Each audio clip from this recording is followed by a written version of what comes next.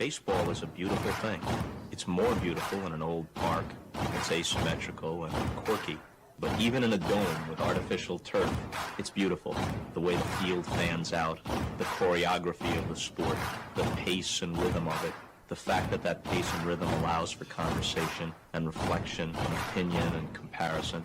In right field, the crowd is tormenting Strawberries, singing, Darryl, Darryl. Little roller up along first, behind the man.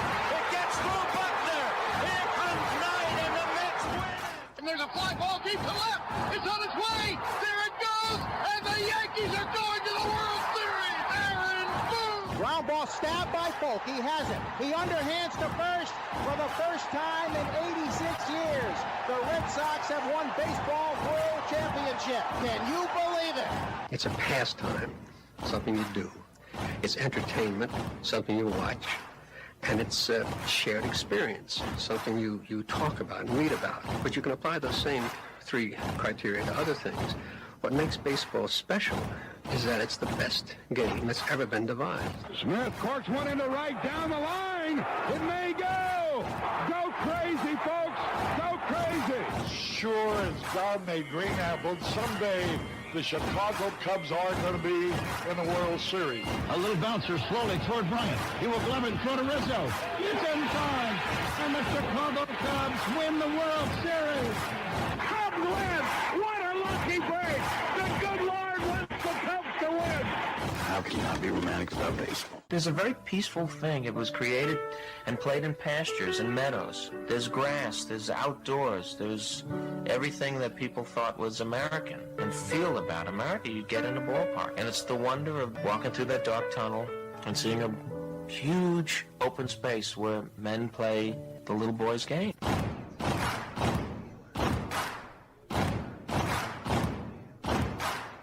People will come. They come for reasons they can't even fathom. I'm not even sure why they're doing it. They'll arrive at your door as innocent as children, longing for the past. They sit in shirt sleeves on a perfect afternoon. They have reserved seats somewhere along one of the baselines. Back when they were children, cheered their heroes.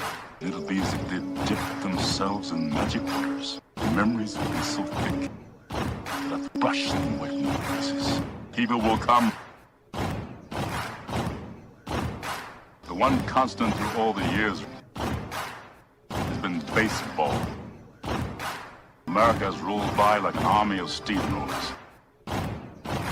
Been erased like a blackboard. Rebuilt and erased again.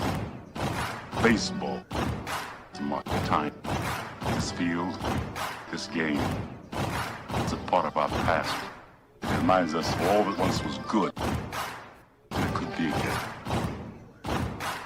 Oh, people will come. People will most definitely come. We're all told at some point in time we can no longer play the children's game. We just don't know when that's going to be. Some of us are told at 18, some of us are told at 40. But we're all told.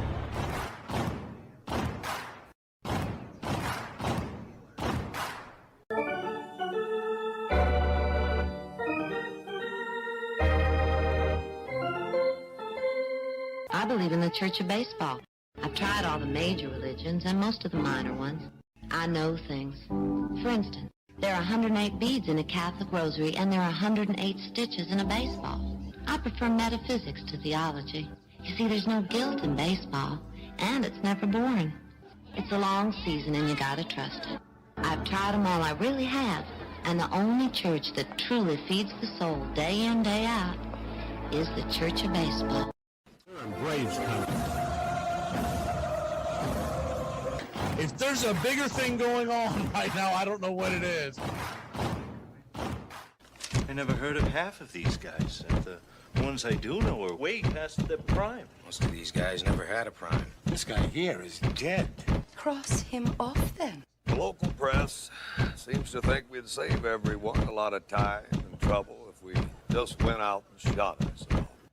We got uniforms and everything. You know, you might think about taking Jesus Christ as your savior instead of fooling around with all this stuff. I like him very much. He no help with curveball. You trying to say Jesus Christ can't hit a curveball?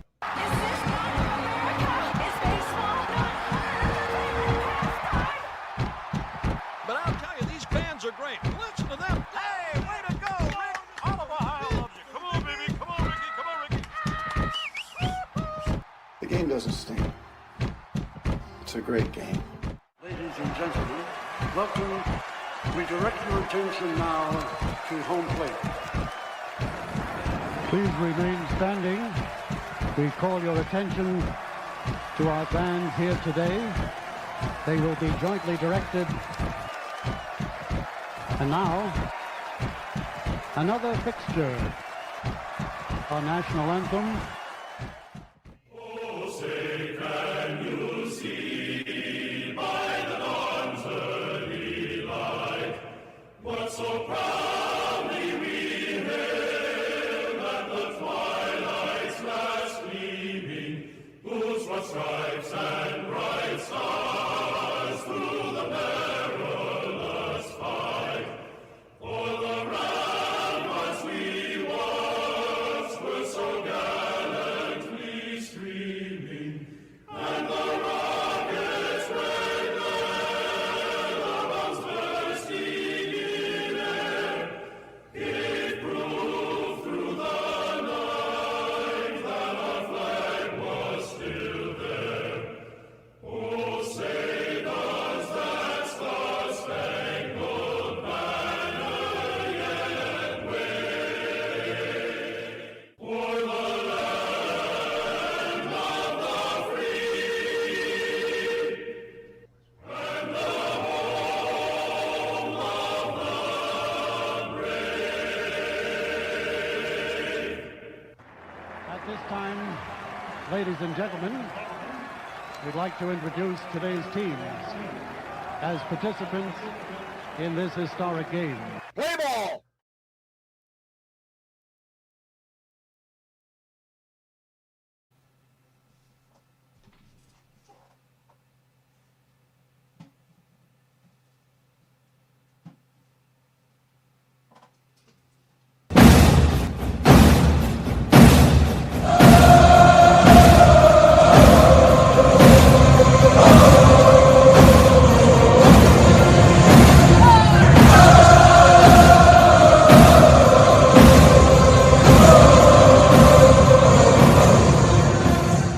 On a beer? 7 o'clock in the morning. Scotch? Hey, howdy, hi, and how the hell are you? Pull up an armchair, girls and boys. Pour you a cold one. It's time for Radio Baseball. You're listening live. We're set for pitch by pitch, play by play, the classic call of Radio Baseball. Hi, I'm Mac McGee. It's time to put it all aside for what should be a great game here on the Diamond. As we take you out to the old ballpark, kick up your feet, let's take a journey back to the golden age of Radio Baseball. We'll do our best to paint the picture as the game goes along. Roll call is on the way. It's time to join the country club, join in the fun. Get your game face on. Here are the starting lineups for today's action.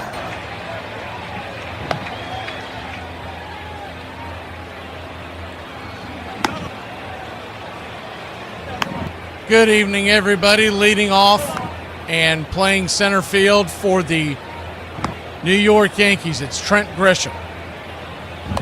Batting second in right field, Aaron Judge. The left fielder and batting third, Cody Bellinger.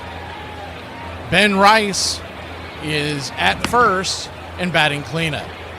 Giancarlo Stanton is the designated hitter for the New York Yankees and batting fifth. Jazz Chisholm is in the sixth hole, and he is playing second tonight. Caballero is batting seventh and at short. McMahon is batting eighth. And at the hot corner, and behind the plate, it's Anthony Wells in batting ninth.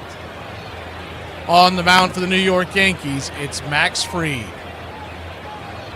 He'll be going head-to-head with Logan Webb. Backing up Logan Webb in the bottom of the first inning here in San Francisco, California. It'll be Luis Arias. He's playing second base and leading off for the G-Men. Batting second, playing third, Matt Chapman. The designated hitter and batting third is Rafael Devers. And batting cleanup, the shortstop, Willie Adames. Jung-Ho Lee has been moved to right field this year. He is batting fifth. Helio Ramos is in left and batting sixth. Schmidt is at first and batting seventh. Bailey is behind the plate and batting eighth. And Harrison Bader, the newly acquired center fielder, is batting ninth and patrolling center field for the San Francisco Giants. Our pick to click tonight, well, we're going to take someone from the home team, and considering you got a lefty on the mound, we're going to steer clear of all the lefties, although Luis Arias, I talked about this in the early going of the preseason show that we did today. He's one of my favorite players to watch. But I'm going to go with Jung-Ho Lee. He's batting fifth from the right side of the plate, and I think he'll get to clicking tonight. Once again, for those of y'all who may not remember, our pick to click, as you predict along, in order to be considered a click, it means you have to get 2 bases or more, or some version of a base and a run scored, a base and an RBI, et cetera, et cetera. So the magic number is 2, whether it's bases or whether it's RBIs and runs. Walks do not count. All right, we're going to go ahead and get you set. Roll call is on the way.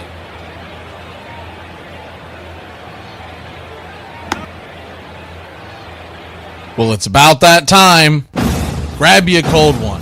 Find you an armchair. Major League Baseball, right here on Braves Country Radio. Your modern-day superstation, bringing you pitch-by-pitch, play-by-play of your Atlanta Braves and our one-of-a-kind production. Take us anywhere you go for over 300 play-by-play games right here on the BCR. Please like and subscribe today. Don't forget to hype the videos. It helps the smaller stations to bring folks in so we can all root this great game on together. Join the country club today, and a special thanks to all the members in the country club. You help support the BCR. Get this bus moving. Stop. Come back. Too late. Roll call! Yeah! Roll call! Braves count.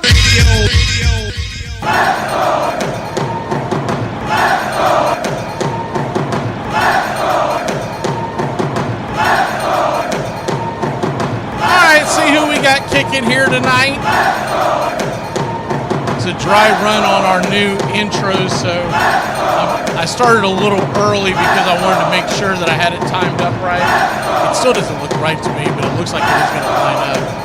But as you can imagine, we've been working hard this offseason. And I am going to take a quick break right before first pitch to make sure we're ready to roll to bring you the scoreboard correctly. We're expecting the 3D to see what happens, but it should be ready to roll.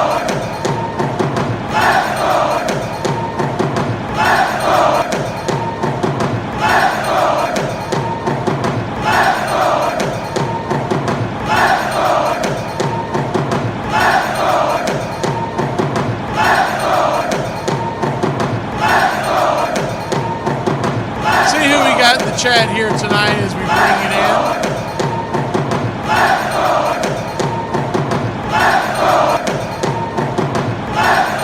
One thing that you'll notice going forward this year during the broadcast, it's going to be hard for me to see non-country club members. They've set that up to where it's easier for me to find the club members, be able to answer their questions. So it is what it is, and it ain't what it ain't. But during roll call, I'll still see it, and I'll still try to respond to you when I can. At times during breaks and whatnot, I'll try to look in and see. But the main focus is the country club, and then, of course, they still have it set up where I can see all the goofy click on those suckers. That's your probably first and only warning this year. Good to see Uncle Charlie, Royal Pita, ready 70.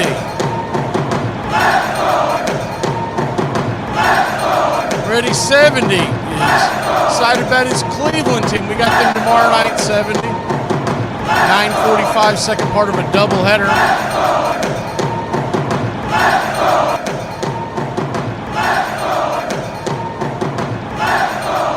Joyce Robledo down in Mexico.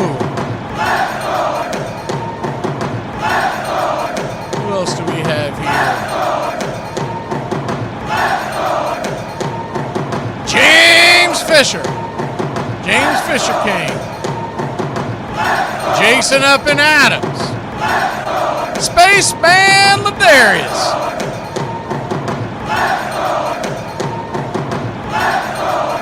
I believe I'm... All right, well, I hope I'm pronouncing this correctly. Forgive me if I'm not. Kayleen Maeve. Probably going to stick with Kayleen because I think I've got that correct. Who the hell knows? I've been wrong on many occasions on many things. Robert Sharpton, good to see you. Everybody loves Raymond. Crystal Bott, excuse me. Crystal, good to see you.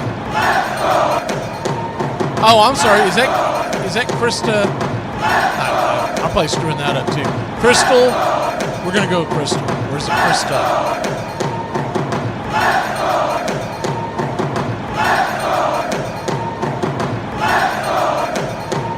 I think we've got everybody here, and that's good timing because it looks like we are coming to an end here on the roll call. We're going to go ahead and hit a quick break. When we come back, we'll get set for pitch by pitch, play by play, the classic call of radio baseball.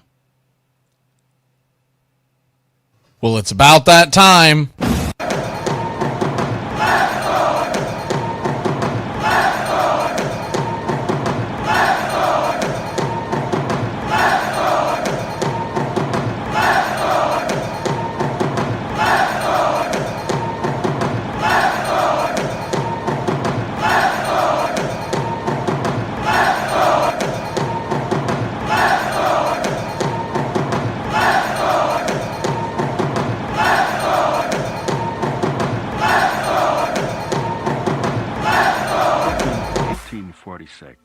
In our sundown perambulations of late through the outer parts of Brooklyn, we have observed several parties of youngsters playing base, a certain game of ball. Let us go forth a while and get better air in our lungs. Let us leave our close rooms. The game of ball is glorious. It is played everywhere. In parks and playgrounds and prison yards, in back alleys and farmers' fields, by small boys and old men, raw amateurs and millionaire professionals. It is a leisurely game that demands blinding speed. The only game in which the defense has the ball. It follows the season, the fond expectancy of springtime and ending with the hard facts of autumn. Because we've been playing it fundamentally the same way for so long, the way that we can find the benchmarks that cross generations and cross decades is to be able to use these statistics as if they were labels. They aren't numbers. 300 hitter is not a number. The 300 hitter is a tag that means something today as it did in 1930, as it did in 1890.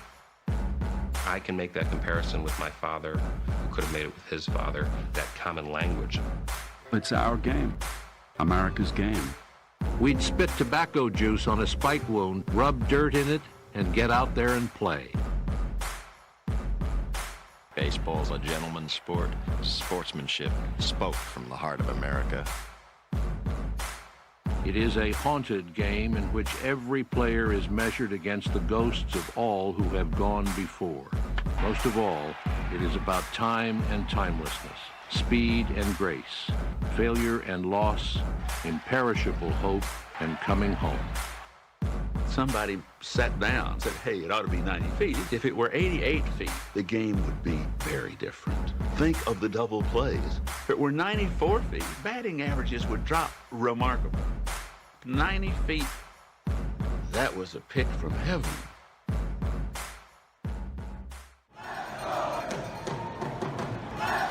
This is a reminder, disorderly conduct will not be tolerated.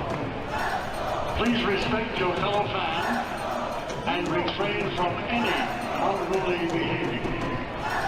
Failure to comply with these guidelines will result in ejection.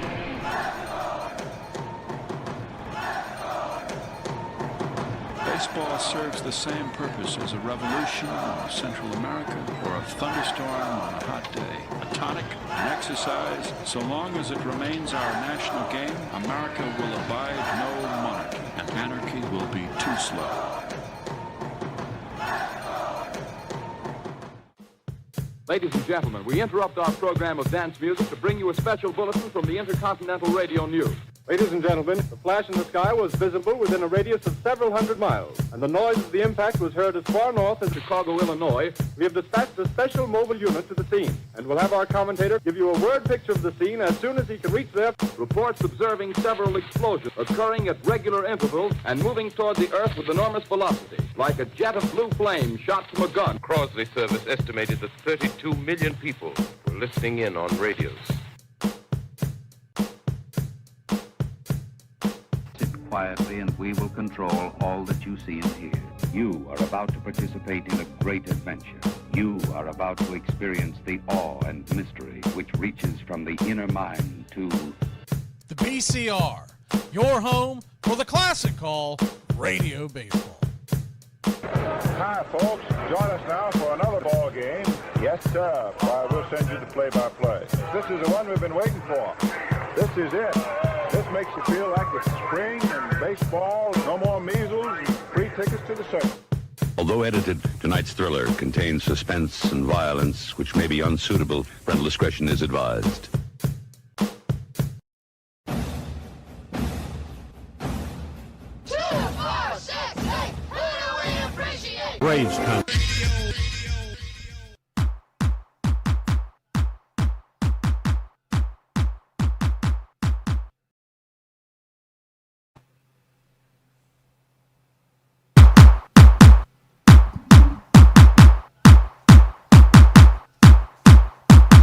Welcome in, everybody. Got about 5 to 10 minutes before first pitch.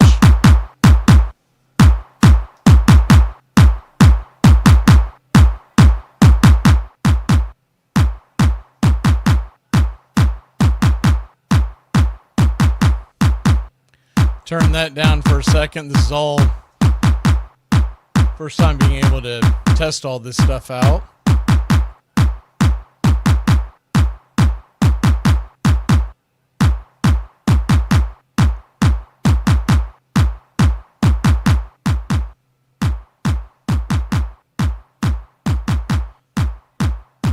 Who's everybody picking to click tonight? Good to see you, Braden.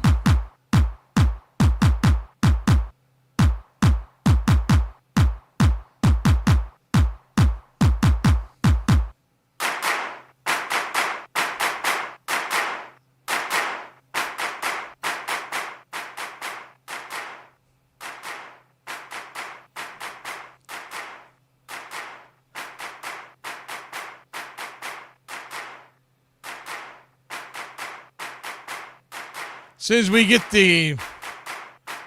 everything rolling, we'll bring it to you, and we'll have pitch-by-pitch, play-by-play of Yankees and Giants. It's Webb versus Max Fried. Should be a pretty good matchup tonight.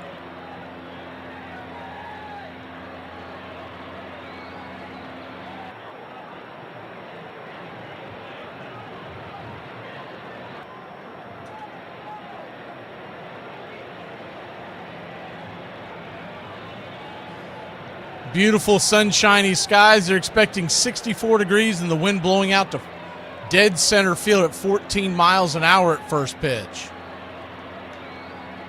Uncle Charlie doesn't like Aaron Judge, huh?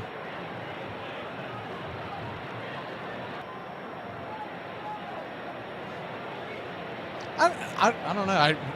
Maybe I'm in the minority in Braves country. I've always liked Aaron Judge. Ever since they had that rumor that he almost got traded to the Braves, I was like, man, did we miss out on something? I think people who hate Aaron Judge, I mean, that's just jelly. Anybody who hates Bryce Harper, that's just good common sense.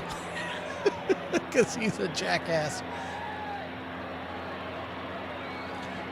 Giants are expected to be wearing their home whites and the Yankees wearing the road grays, but waiting for them to actually show up on the field. The only thing I've seen so far is them warming up.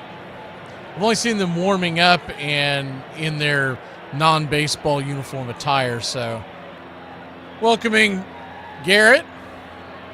D, how you doing, D?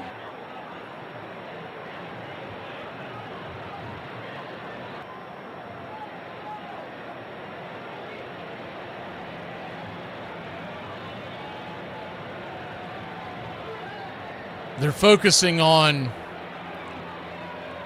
Jazz Chisholm right now, who's being shown just warming up on the field pregame. This video was taken several hours before, but he's a free agent at the end of the year.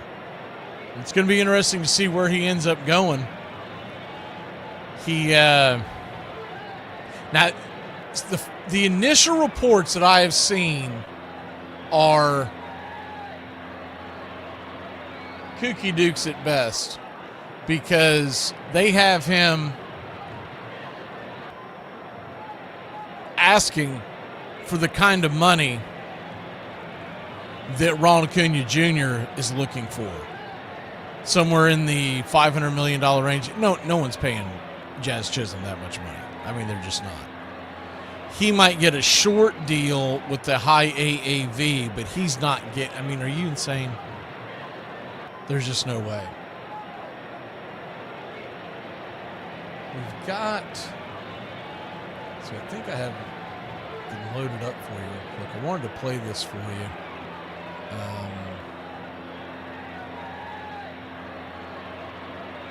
Well, if it'll load.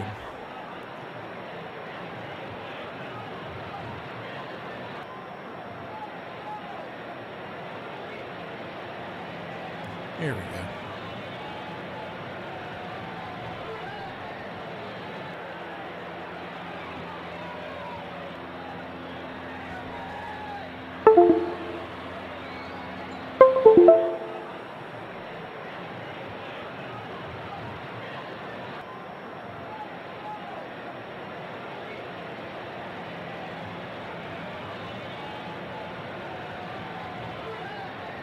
Well, something's not working. I was gonna try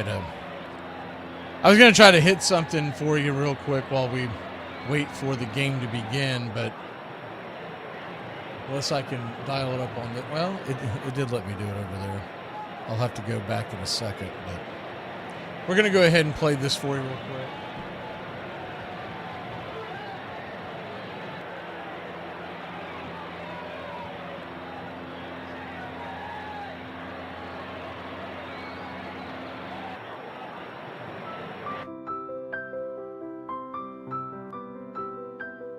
Opening Day by D.M. McGee. The cold, hard ground, covered by shadows of triumphs and failures that last. The blanket now lifted by the warm breath of spring, anticipation as the die will be cast. It's opening day, sun's high in the sky. In short sleeves, we come with no cares. They'll yell, "Play ball!" A cadence we've yearned, as peanuts and popcorn fill the air. The crack of the bat, the dew on his shoes, the long winter's nap now broken. It's opening day. It is opening day. No better words ever were spoken. Edge of our seats, set to explode on a hard hit bullet to the gap. A dive at the wall, moonshot or strike out. We erupt with a deafening clap. This year's the year. we can all dream the dream, the hope of new season in play. From dawn to past dusk, and sea to sea, we rejoice for its opening day. Opening Day by D.M. McGee.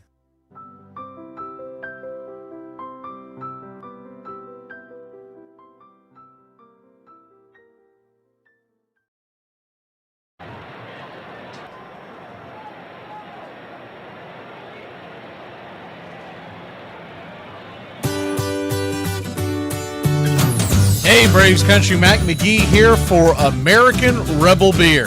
America's patriotic light lager, all natural ingredients. Stand tall, be proud. The perfect beer to celebrate life, liberty, and your pursuit of the American dream. America's patriotic light lager, offering a crisp, clean, bold taste. Perfect beer to celebrate life, liberty, and your pursuit of the American dream. A beer with only 110 calories that tastes like a full-flavored beer and celebrates like freedom.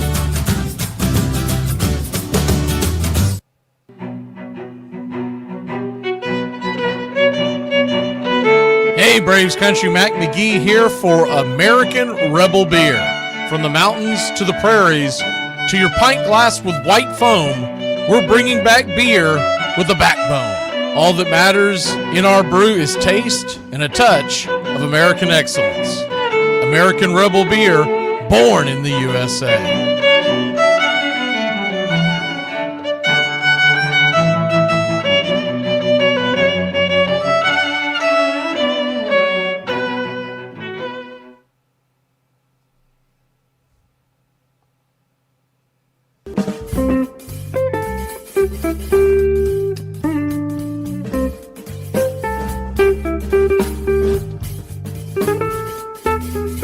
It is time for baseball, Mr. Tom Fisher.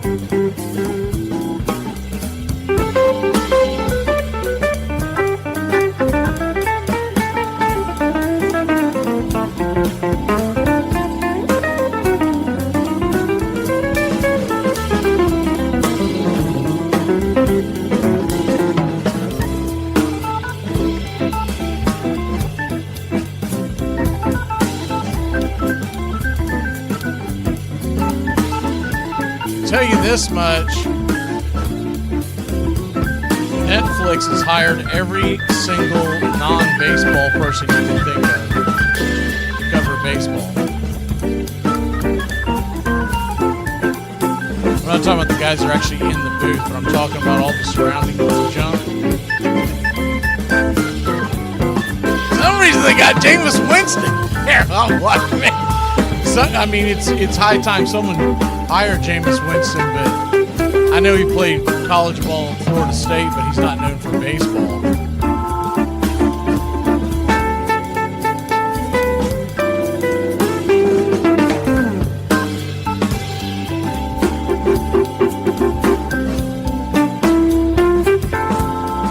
We're just waiting for the first pitch. It should be just about happening. It's scheduled for 8:05. We're sitting at 8:03 plus right now.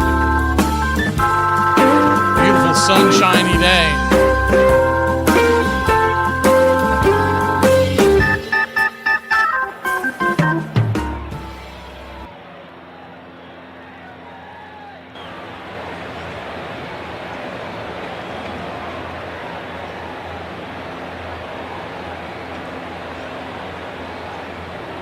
Hopefully y'all are ready to rock and have gotten all your honey-do list done for the winter because baseball season is here.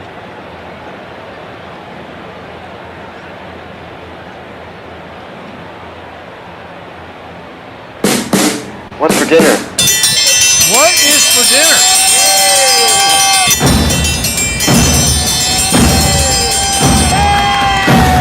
Hey, chef, what's for dinner? Garrett, honestly, they're all doing it. Football, baseball, basketball, they're all taking several streaming services. And Netflix, paid extra to have the game. So that's why it's the first game. And that's why it's an extra game. It's opening night. It's not opening day. They used to do this. I saw that boob that really doesn't know baseball. What's his name? Portnoy. He's more of just a northeastern sports guy that is more into football than anything else. And he was raising $300 worth of hell about it. And Honest Engine, they used to do this. They did this for a long time. I can't remember when they actually cut it off. It's been around 7-8 years ago. But back when, and in some ways I liked it better this way, but it is what it is. They were trying to get to the postseason by October, so I understood why they pushed it up. But nowadays, opening day starts on Thursday. I hate the fact that the Braves pushed theirs back to Friday. It just doesn't feel right. But anyways, they used to do for, a couple of decades plus, opening day was the Monday of the college basketball national championship. And you watch baseball all day long, whether you were working or not, you had it on in the background during the daytime. And then there may be 1 or 2 late night games that started, but they gave college basketball the stage, and they had their national title game on that Monday night. And for several years, right before that Sunday, the Sunday before the Monday night national title game, they started doing an opening night game.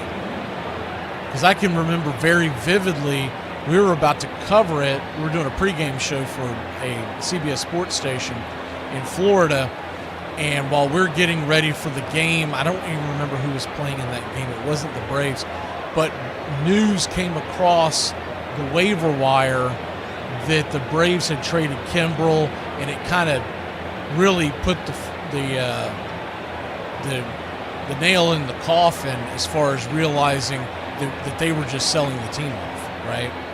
And I remember, so it was me and 2 other guys. We were all Braves fans. We were doing a baseball show for CBS, but we were all Braves fans, and everybody knew. We didn't hide it. And anyways, so now they are just now starting to do the opening lineup. So the first pitch will be a few minutes. But I remember that hitting, and everybody just looking at each other going, what the hell? And what ended up happening was the rest of our pregame show, and that's why I can't remember who in the world was playing. The rest of our pregame show was us talking about, because the majority of the stations were in the Southeast, the pregame show was us talking about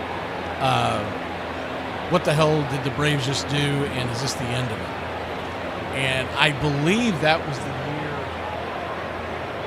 I might have my timeline wrong, but that was the year, I believe, that they actually had started to do 2 Sunday games. So there was a night game that we were about to cover, and in between one of those years they did an afternoon game, like a late afternoon game. And then shortly after that, they got rid of it because they pushed it to Thursdays. And when they pushed it to Thursdays, they kind of threw out the idea of doing it that way. But they're making such a big deal about it. And I'm like, dude, it's one game. And at least they picked a good matchup. I mean, it's the Giants in San Francisco, a beautiful ballpark, and they're going against the Yankees. It's not like they put the Rockies up against the Angels or the Marlins and said, all right, let's go. So, I mean, it's a marquee matchup. So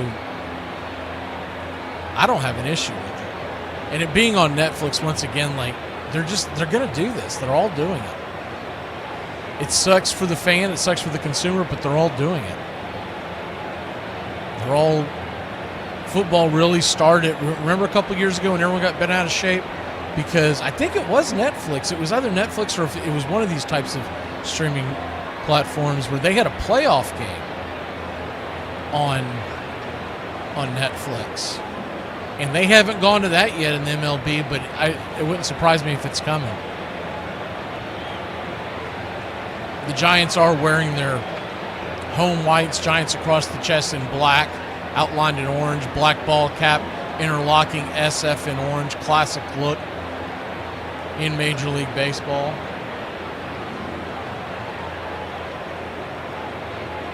New York Yankees wearing their classic road grays with New York across the chest.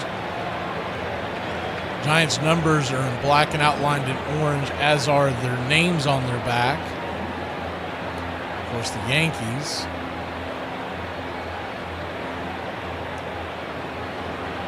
What was Amazon Prime, Chris? The playoff game? Well, I know they've had them on Netflix, too. And there's a weird thing that goes on with the Yankees. If there's Yankee fans in here, correct me if I'm wrong, but there's a night of the week, or maybe it's 2 nights a week, but there's at least one night of the week where your broadcast only comes on Amazon Prime, which is really odd. But I noticed something because last year when someone was complaining about it, they said, I can't get the Yankee game. We just happened to be doing the Yankee game that day. But you could get, so if you're in the New York area and whatnot, it only affects you. You could get the New York Yankees. If you lived out of market, you could get the New York Yankees playing, we'll just say that they're playing the Baltimore Orioles, but you could only get the Baltimore Orioles feed because the New York Yankee feed is owned by Amazon. I don't know what when y'all just put random answers in there. Peacock and Netflix, I don't know what that means. I know Peacock was one of them as well. Because I remember there was a whole thing going on where they were talking about, Peacock might have been the first one, the big one with the Chiefs. It's the one the Chiefs I'm thinking of. I think they were playing the Dolphins. It was a cold game. But I remember there was a big thing going on where people were talking about how, well, I'm just not going to do it. I won't buy the damn thing. Blah, blah, blah. And that week they announced that if it was Peacock, and I do believe it was, that Peacock had broken the all-time record for subscriptions in one weekend because of that game. And you could go in at that time. I don't think they let you do it anymore, but you could go in at that time and do a trial, like a 7-day trial. But they were banking on the fact that you were going to forget and keep paying for it months later. And of course, immediately after that they had that game, they were trying to suck you in with other television shows and movies and whatnot. Well, that's all we're waiting on. They've got the U.S. flag shaped, folded like the America, like the United States of America, which is pretty cool. I always love it when they do that. That is not an easy task. I saw a video on that one time on how they do that. It takes a lot of discipline and a lot of skill there. And they're singing their national anthem. We've already sang ours, as we always do here. And this is pretty cool. They've got some kind of, I don't know how they did it, but they've got smoke going over the field in red, white, and blue as it fades away, but it's in the American flag. It looks like the American flag, and then of course the wind starts to break it up. I don't know how the hell they did that, but that's pretty cool. Hopefully leaves the stadium pretty quick. And like I said, it's a 14-mile-an-hour wind, so it probably will. I know sometimes they do this for, like, college football games. They'll do it for, like, the Sugar Bowl. They'll shoot off fireworks. And then for, like, 2 quarters, there's nothing but smoke, and you can't see anything. Welcome in, Underwater. We are hoping we get first pitch here any moment as they are going to break. So he'll probably come in. My guess is first pitch is about 60 seconds or so away. And we will John in the house. And for those of y'all who were here for the beginning and you saw all the new stuff that we have for our pregame, but there's more where that came from when the Braves come on here on Friday. But our pregame is going to be much more entertaining with videos and whatnot leading into first pitch. Put a lot of effort and work into that this off season, and hopefully everybody enjoys it. Because we wanted to start coming on a full hour before first pitch, so y'all had a chance to chat amongst each other. And while y'all are doing that, I'm putting lineups together. But I didn't, we got to talk about this. This is last summer. I was talking to a couple of the folks involved, Jason, Kelly, and a couple other people, and I was like, I don't want them to just sit there for an hour. It's one of the reasons why we started dropping it to 30 minutes for a while towards the end of the season last year, because I don't want them to just sit there for an hour, and all I've got is the same song playing over and over and over in the background. So that's why that's why I put together all those videos. It was a lot of hard work. It took a lot of time and effort, and hopefully some of them you'll like. We're waiting for the official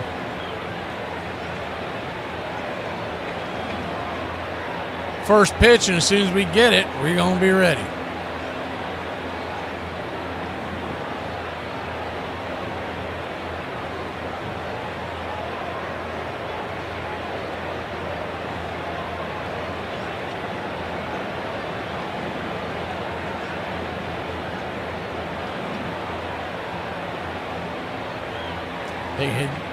They had flipped the strain a little bit ago, but they went back to the normal. I think they got thrown off by all the long first, the opening day ceremonies. Usually those opening day ceremonies, and this is probably just Netflix asking them to do it the way they did it.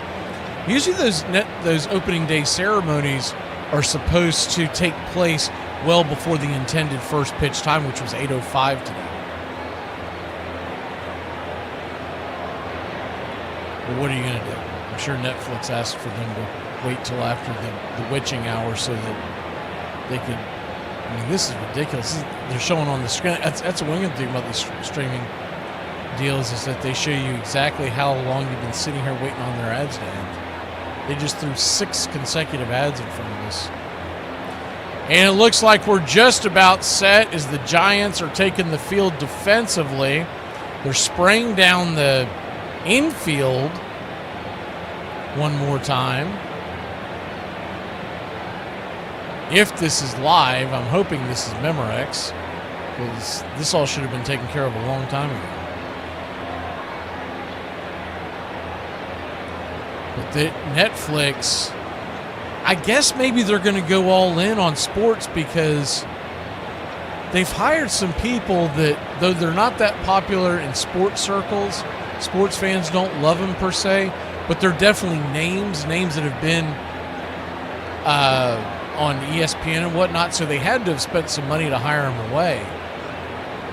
But it's just odd that they chose a couple of people that they chose today that are not baseball people. I can't remember the girl's name, but she's from ESPN. She's never known to know anything about baseball. She was always basketball. But she was the studio host on the baseball. And then, like I said, Jameis Winston. And I like Jameis. He's funny as hell. But I feel like, I guess maybe this is the only thing he can get right now because he's still planning on playing in the NFL next year. So maybe that's got something to do with it. But I feel like whoever it is that's broadcasting that UFL, they're missing an opportunity of getting him on their broadcasts. Because Dave Winfield was drafted in 3 different sports, but you wouldn't hire him to talk about the NBA. You would hire him to talk about Major League Baseball.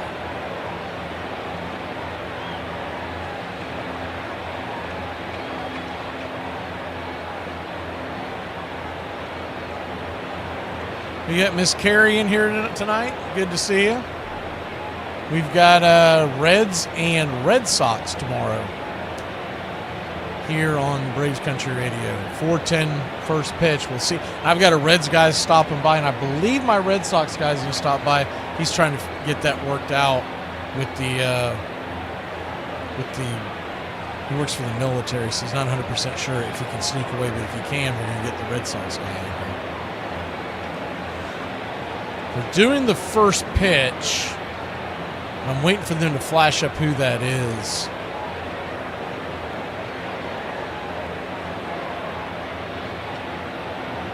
Can't make out the number or the name on the jersey. I believe it's an entertainer.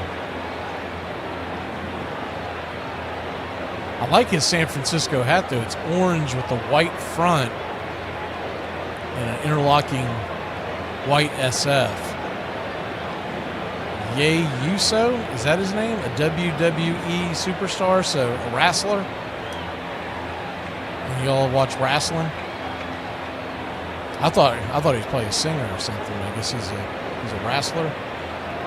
Is it Ye Uso or Ye Uso? Am I even in the neighborhood of that? Or is that Jay you just spelled crazy?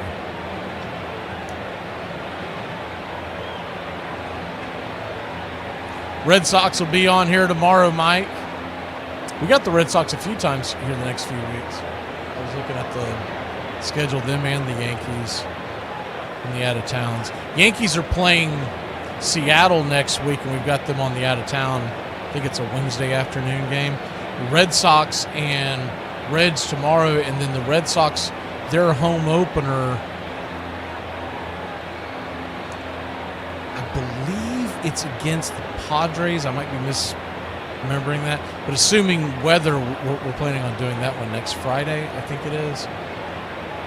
We've only gone over the first 2 weeks and try to get them nailed down. As soon as I know for sure, we'll put the schedule up like we have been doing on our posts for those that have been following. They're still waiting for this game to get started. I think the umpires are trying to explain the rules to the new manager, Tony V, who came from college. What a disaster.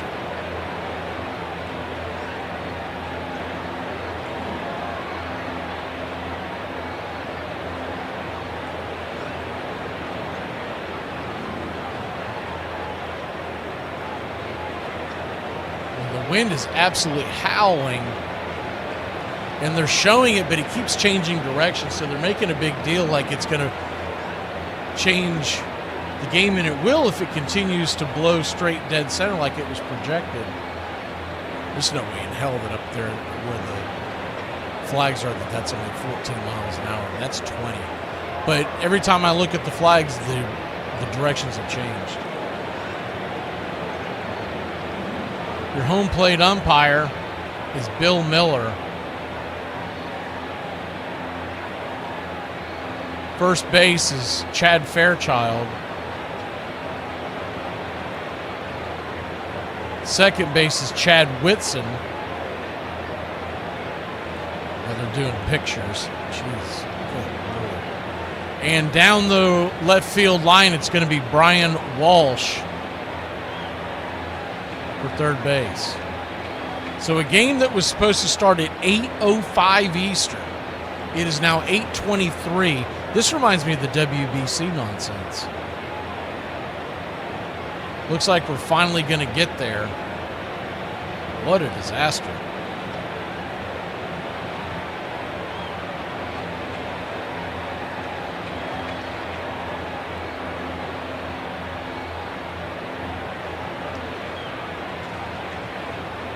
Logan Webb going to fire his final warm-up tosses, so we are just about set. And we appreciate your patience.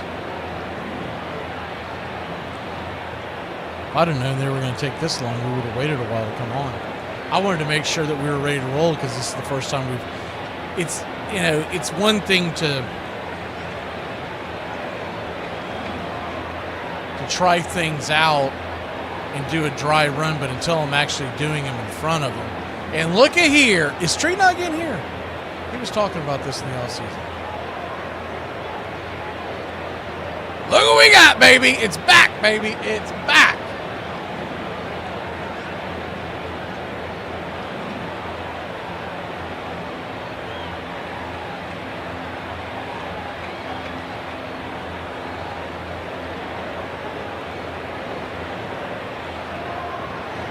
Heard.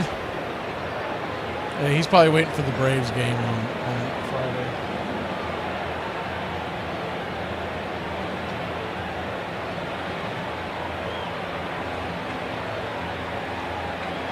So Logan Webb firing his final warm-up tosses.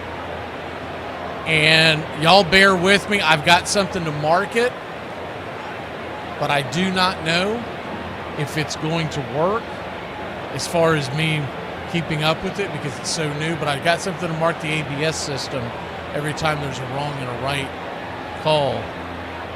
So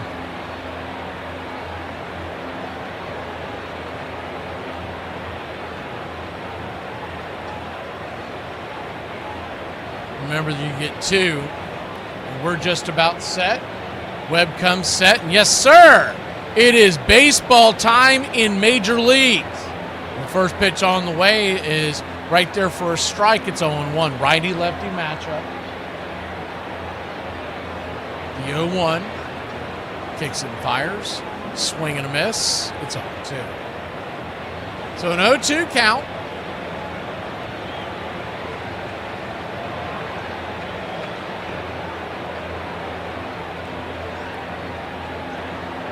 Giants nothing. Yankees nothing as Grisham takes his one timeout, steps out of the box. The 0-2 pitch up top. Misses high, 1-2.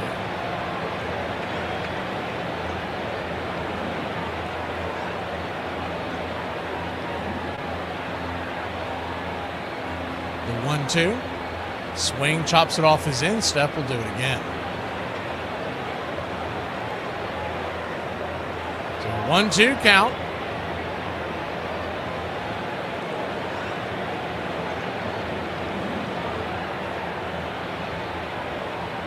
I'm going to try to line it up for what you're seeing on the screen is the 1-2 pitch. Swing, chops it off his inside. But I believe it's going to be in front of me, and there's not a lot I can do about that. Netflix is just an inferior product. The 1-2 count.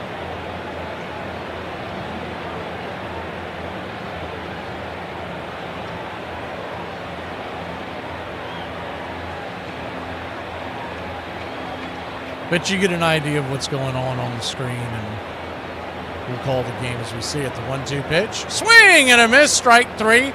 Fastball upstairs.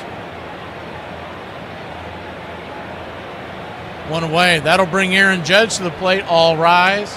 I believe I'm in front of it.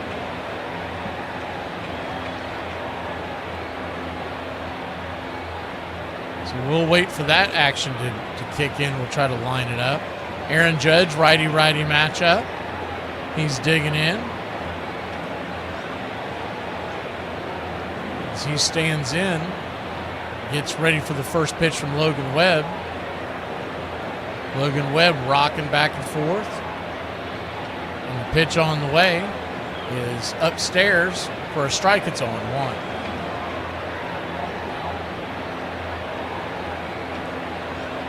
Nothing your score. Pitch from Logan Webb is down and away.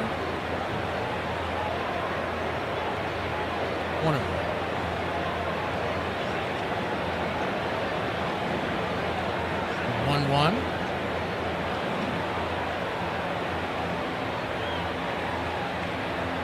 Webb comes set. turns and brings it and snaps one there in, down, and below the knees.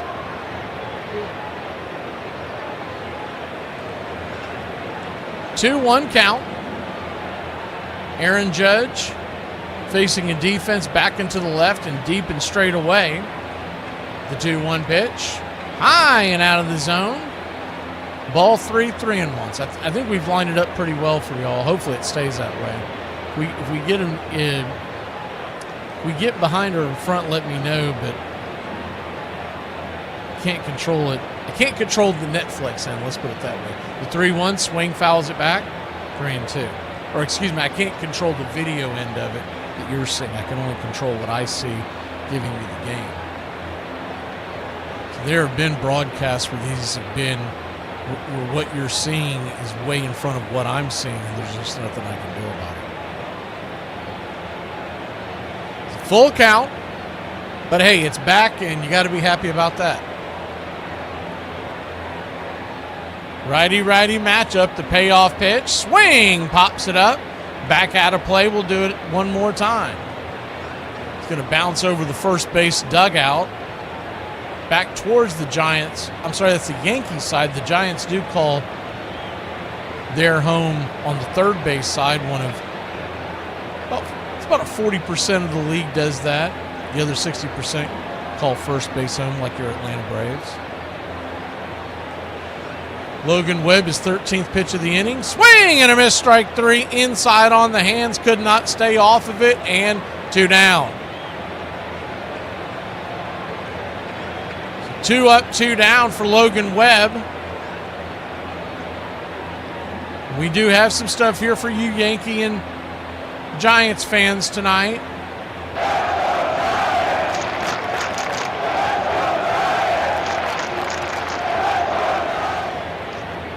First pitch on the way to Cody Bellinger. Righty-lefty is upstairs, misses high. It's 1-0. 1-0.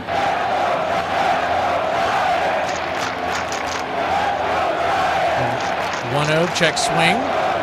Checks down the third base line. He did not go around 2-0. So a 2-0 count.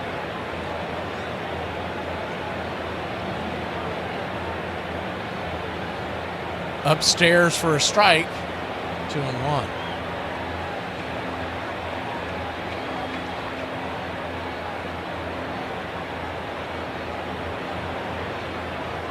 The 2-1 pitch. Swing, pops it up. High in the sky. Left field giving chases Helio Ramos on the run. He'll make the catch in the sunshine. The California sunshine, that'll end the inning. So Logan is spinning a web, the World Wide Web. It's the opening night here on the BCR.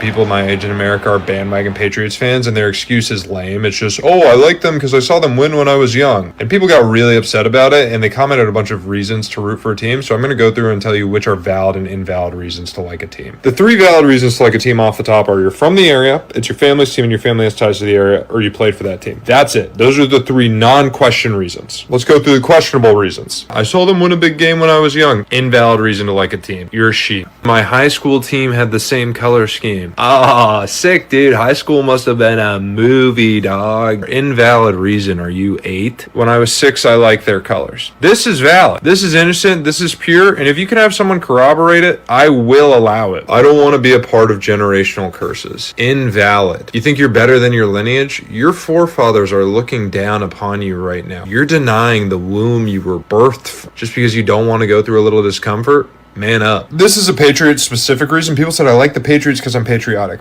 Okay, you're allowed to do that as long as you've done 4 combat tours. The 2015 All-Star Game is at the Great American Ballpark in Cincinnati, and I am watching it with my grandfather. The opening ceremony features the 4 greatest living baseball players, as determined by 25 million fan votes. These 4 men were selected by fans across all of Major League Baseball. So out comes Hank Aaron, Johnny Bench, Sandy Koufax, and Willie Mays, who are all absolutely amazing players in their own right, but I'm in the room sitting next to my grandfather, Yogi Berra. And I'm thinking, wait a second. He's got more MVPs than any of these guys. He's won more World Series rings than all 4 of them combined. And I look at him and I said, are you dead? And he said, not yet.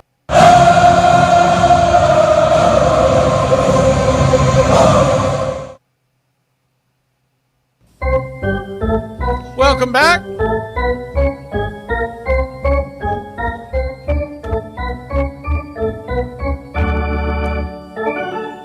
We hit the lineups on the beginning of the game, but left to right in the outfield for the New York Yankees. Max Fried fires the first pitch down below the knees, 95 miles an hour, lefty-lefty matchup versus Luis Arias. It's 1-0. It'll be Bellinger, Grisham, and Judge left to right in the outfield. McMahon is at third, and around the horn, third to first, it's McMahon, Caballero, Jazz Chisholm, and Ben Rice. The 1-0 pitch, high and inside. Ball 2-0. Wells is behind the plate, and of course, Max Fried. Thunderdome is on the hill. The 2-0 count brings it down below the knees, 3-0. Arias will make you pitch to him. He's not going to bail you out.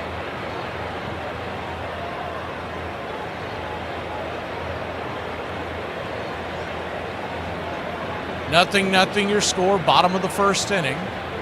Giants and Yankees just getting going here in the 2026 season. The 3-0 pitch, outside wide, ball 4. So he'll head on down to first.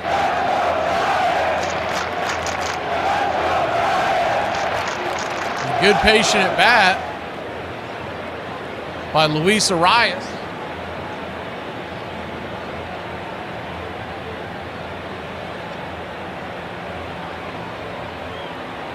Start the season for the Giants offensively.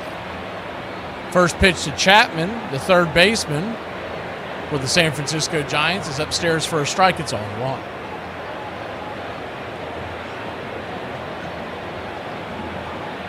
Runner at first.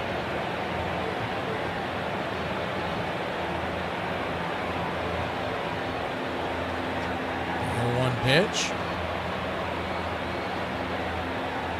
Fouls it back, it's 0-2. So an 0-2 count. Chapman with 21 home runs last year, 61 RBI, a 7.70 OPS. Fried looking over at first. The 0-2. High leg kick, fires it high and out of the zone. It's 1-2.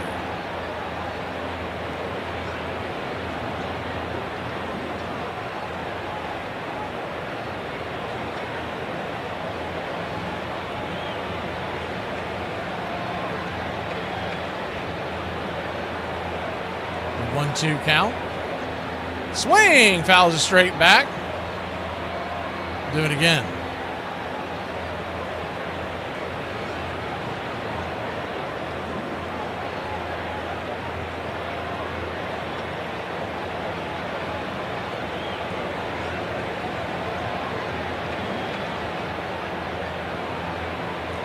The 1-2 count.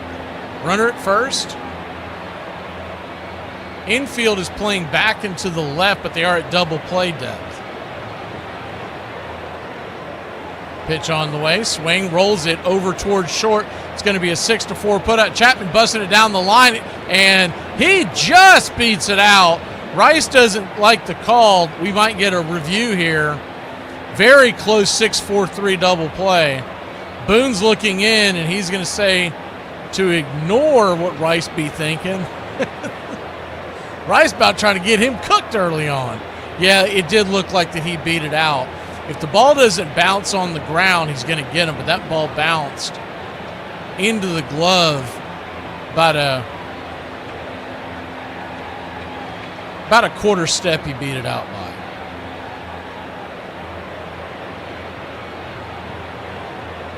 Lefty-lefty matchup now is Rafael Devers takes the first pitch outside wide. It's 1-0. Runner at first, one out.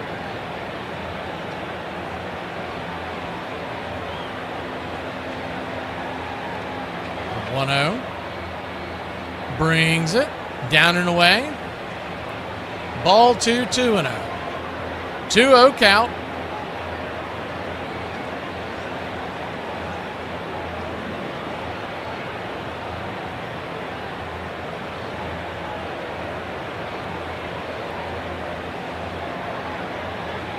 Freed's going to flip it over to first real quick. That's not his main pickoff move. He's got a very good pickoff move to first, most Braves fans know.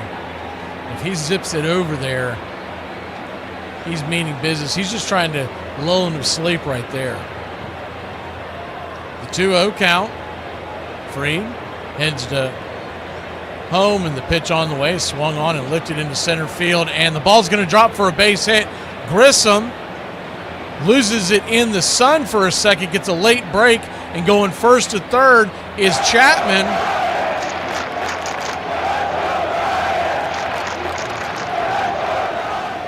So not a hard hit ball.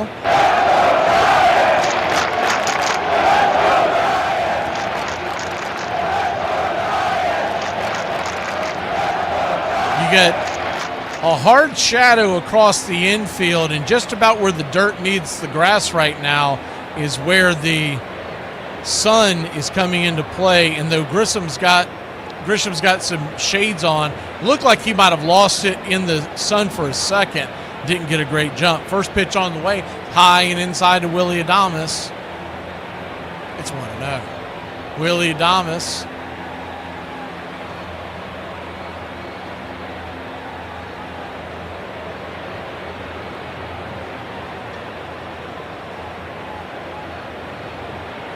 Lefty-righty matchup. The 1-0 right there at the knees, 1-1. 1-1 count. And of course, remember the ABS system is now in play here in Major League Baseball this year. So with that being said, you have two challenges as long as you don't lose them. So you can continue, in theory, to challenge every single pitch all game long and never lose your challenges. But once you lose them, you're done. Willie Adames last year is the 2-1 count.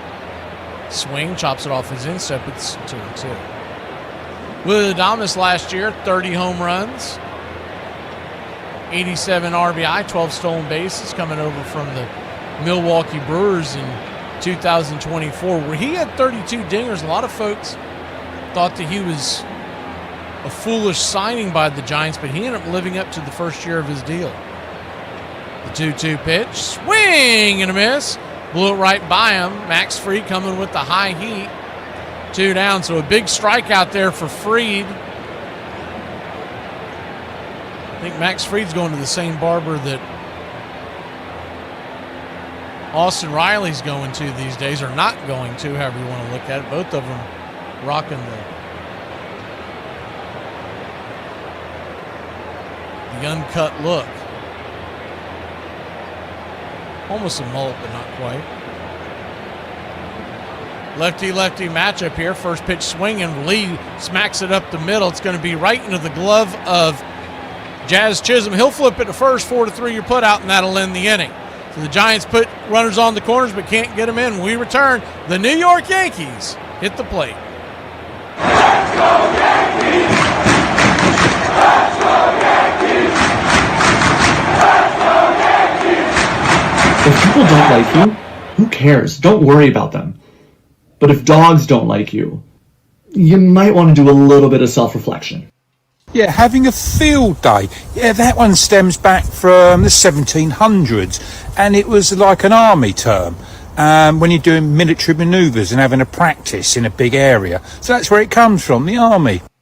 I just don't know anything that would be worse than sitting up here being alive forever. Like, nothing sounds worse than that. Like, I feel like a good 90 years, I ain't gonna hold you. That's low-key pushing it. Like, but if I stay to 90, okay. But past 90, that is literal torture. I see exactly why old people always be like, I'm ready to go. Like, or they'll just be like, hopefully this is my last. Cause for real, damn, I'm tired of this.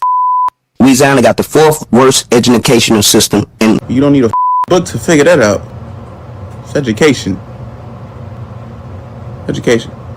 He's pounded out 67 World Series hits. He's in his 68th World Series game. There's one hit. There are only two people with more than 350 home runs and fewer than 500 strikeouts in the whole history of Major League Baseball. And their names are Joe DiMaggio and Yogi Berra. He may be overlooked, but he certainly wasn't overlooked by the people who know what they're looking at in baseball. He slams over the scoreboard in right field for the first pinch-hit home run in World Series history. For me, Yogi Berra is the greatest of all catchers. He has one of the greatest World Series resumes of any player ever. Yogi was representing not the big guys, but he was representing kind of us, the stickball kids in the street. He was the most overlooked superstar in the history of baseball.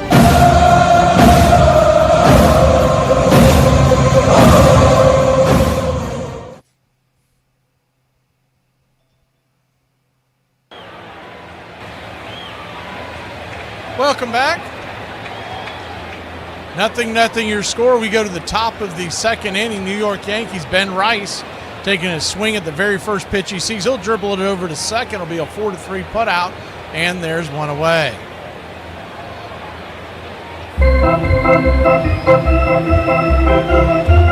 Welcome in, Meister.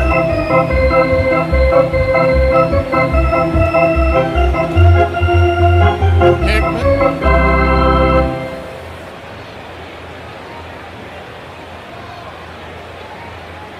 Righty-righty matchup. First pitch is upstairs. Giancarlo Stanton for a strike. It's 0-1.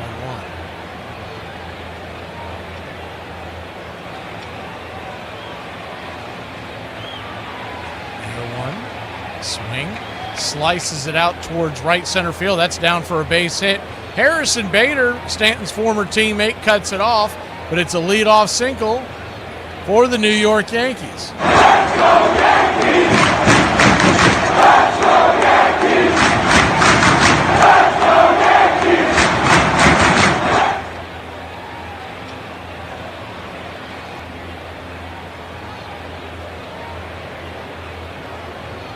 Kind of an inside-out pitch. He was a little bit behind that, but strong enough to push it over the infield. And one on, one out. First pitch is inside. That's going to get Jazz Chisholm in the back.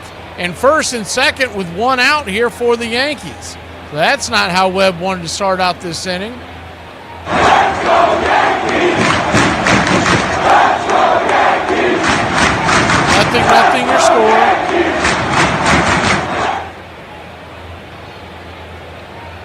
First and second.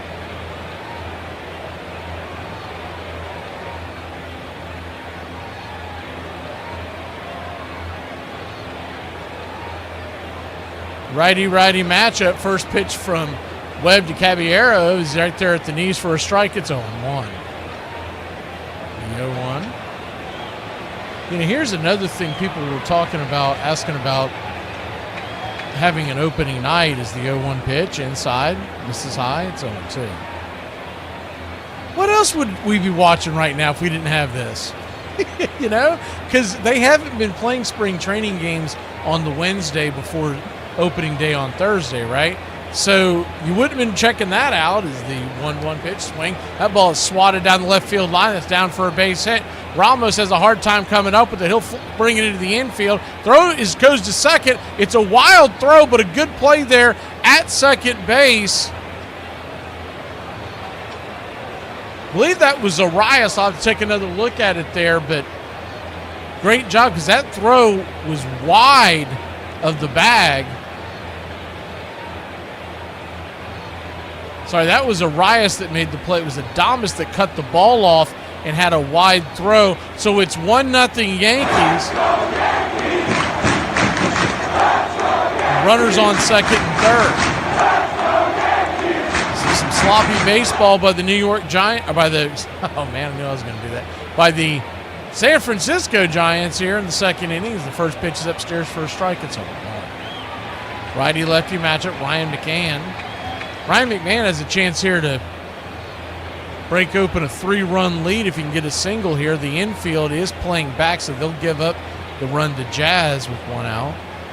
The 0-1. Swing, check swing, went around, and it looked to be in the zone. It's 0-2. So an 0-2 count.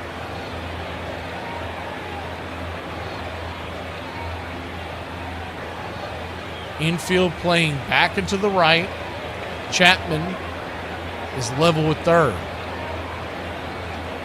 The 0-2 pitch, swing, chopper up the middle, and that's going to dribble through the hole. That's going to get through for a base hit. So the shift is going to come home to kill them here, and it's 3-0 New York.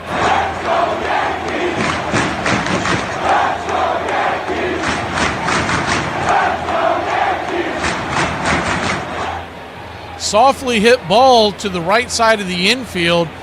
Number one, if the infield is playing in and honest, it's going to be a 4-3 putout. Number two, if they're not playing the shift there and they're playing it up the middle, Arias is going to be able to get to it and get the runner. The first pitch swinging is going to slice it into center field down for a base hit. And just like that, first and second, one out, and it's 3-0 New York.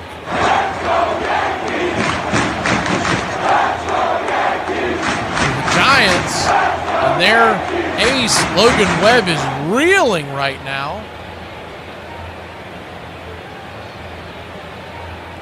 We'll get a quick mound visit.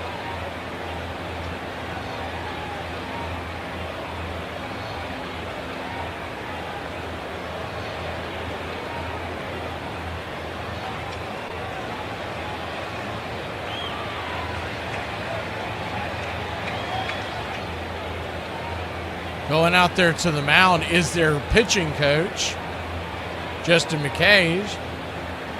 Tony Vitello, the new manager for the Giants, coming over from the University of Tennessee.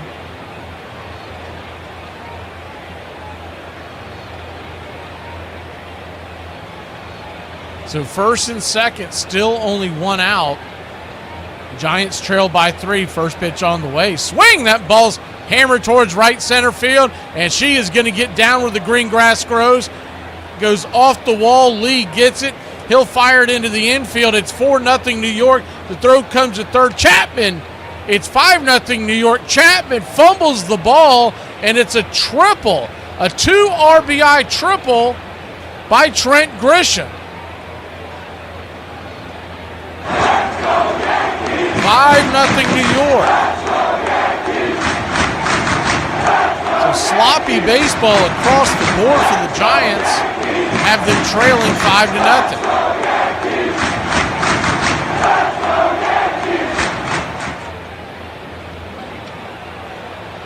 We're taking a check on Trent Grisham.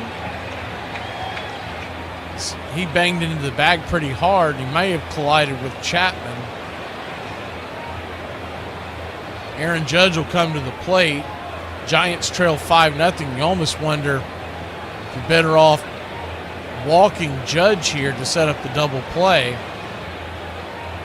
But Webb, I mean, these pitches here in the second inning, I mean, they are getting up and they're getting over the plate. He's just getting peppered.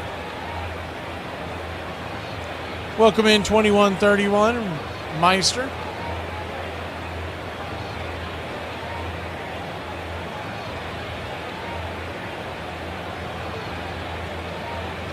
Tomorrow we'll have Reds and Red Sox right here. It's a 4:10 first pitch.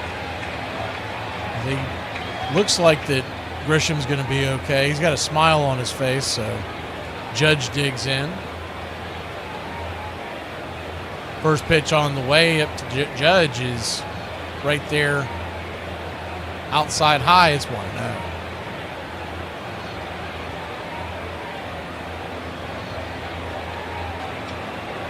Righty-righty matchup, 1-0. Upstairs for a strike one.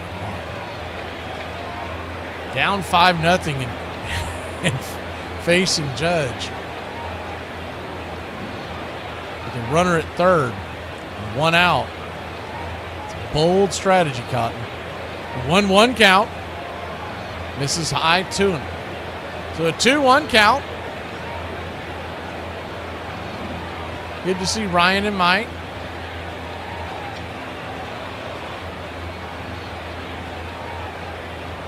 Yeah, those kayaks, John, have been They've been waiting on something, but nothing's hit the water yet. The pitch is upstairs for a strike. That'll even it up. It's 2-2. Yankees 5, Giants nothing. Opening night here in Major League Baseball. The 2-2 count. Roxon fires. Caught looking strike 3. He got caught watching the paint dry. 2 down.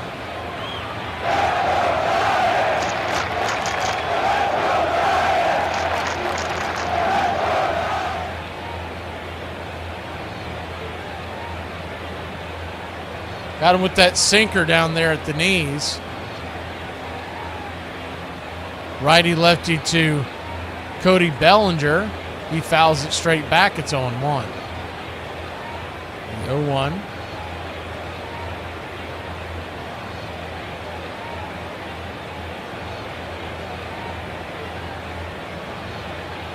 Webb, his 36th pitch of the night. Whoa! Hey, high and out of the zone. Pitch out territory. 1-1.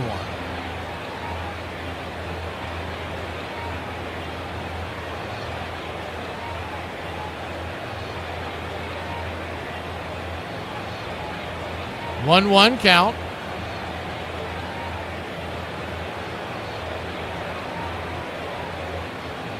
Webb brings it. Called for a high strike upstairs. It's 1-2. Leaving a lot of pitches up. Webb normally lives down below the zone, tries to get you to bang it into the dirt, but tonight he just does not have the control. The 1-2. Brings it. Swing and a miss, strike 3, and he is finally out of the inning, but not before the Bronx Bombers put 5 on the board. We'll be back in a flash. It's the G-Men's turn when we return.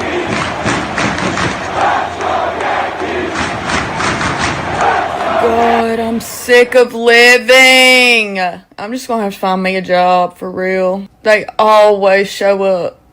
Like, damn, you greedy motherfuckers. The IRS is about to bend me over and clear out my whole bank account. Stupid son. Ooh, I'm getting mad just fucking thinking about it.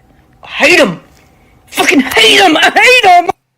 Man, look, what is the age limit to stop wearing shysters? Like, y'all need to stop wearing that shit right now. It ain't no reason for you to be covering your head, looking like an anchovy from SpongeBob, boy. You 30, 42, or 60. Your ass better be cutting grass to protect your hair or protect your face from dust or something like that, because you look like you got a scuba diver headgear on, bro. There's some people got the nerve to wear a shyster with prescription glasses. Like, boy, if you don't get your bookworm head ass on, boy. Like, how you try to go holler at a chick and it look like you got a gimp sex suit underneath your clothes? If you don't want nobody to see your face, just leave your face at home. It's so awkward breaking up with a friend as an adult. Because with a partner, you can be like, sorry, I just see you more as a friend. But with a friend, you have to be like, sorry, I just see you more as a If work coincided with a game, Papa Bear made him go to work, and he'd have to leave work or sneak out of work to get to the game. So Papa Bear didn't find out he left work. Kind of skipped work a little bit, and I said, I'm going to play in the big leagues one of these days. Where could you go and work 3 hours and make that kind of money? And then I got a chance to play American Legion ball. They had no benches in the sandlots, so they sat on the ground, and Dad would cross his legs and cross his arms and sit like this on the ground between innings. Bobby Huffman played with the Giants. We played on the same American Legion team. And I was sitting on the ground with my legs crossed and my arms crossed. And he says, you look like a yogi. That stuck. Thank you for hyping and subscribing to BCR, your home for radio baseball.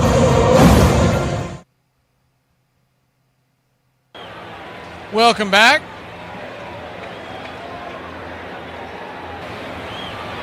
Yeah, it happens. Sometimes some slip through the crack. They think they've edited them out, and they haven't. We mark them, and we make sure they don't come back again. Not a big deal.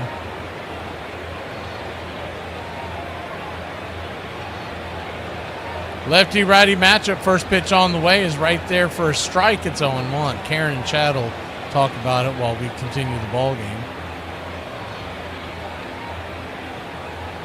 Max Fried with a 5-0 lead here. The pitch on the way is right there for a strike. It's 0-2. So an 0-2 count.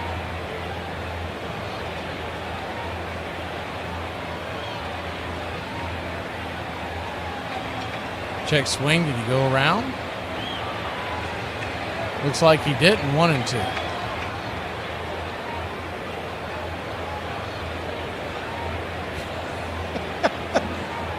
Kelly said, you don't have an opinion if you didn't do the work and you're not a member.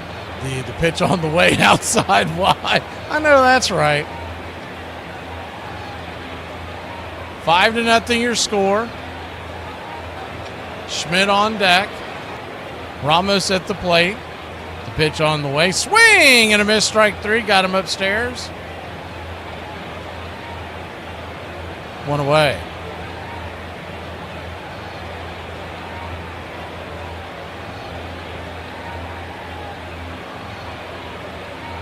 Yankees lead the Giants 5-0.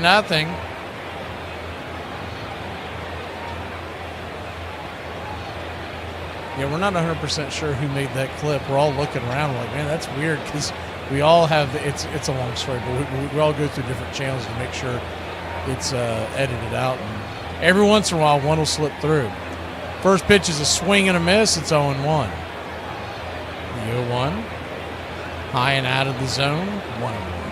They're able to beep it on radio, on the radio station that carry us. They're able to hit the beep, but they're not. But I don't have the ability to do it from here. So they're catching it 10, 15 seconds and beeping it. Everybody knows, well, everyone in the radio business knows how that works. But I don't have the ability to do that here on the YouTube channel. 5-0 your score. Yankees lead the Giants. Schmidt digging in. The pitch on the way. Right there at the knees. Yeah, I'm already not a fan of this the Netflix broadcast. I haven't looked to see how many games they've got. Hopefully it's just this one. I think they got more than one.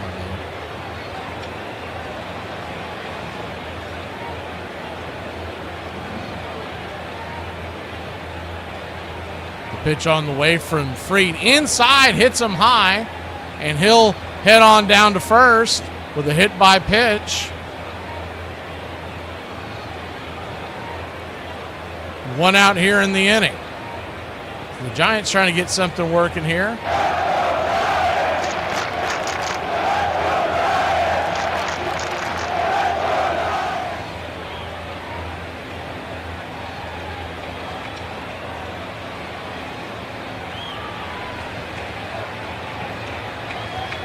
Lefty-righty matchup now. As Bailey, the backstop, takes it outside for a ball. It's 1-0. 1-0.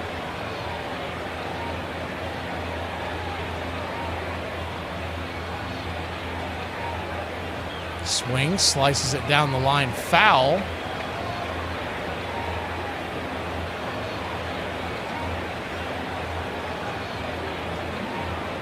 $5-0 your score.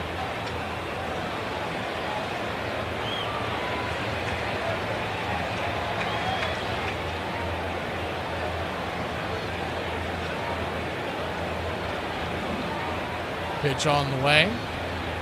Swing and a miss. Blew it right by him.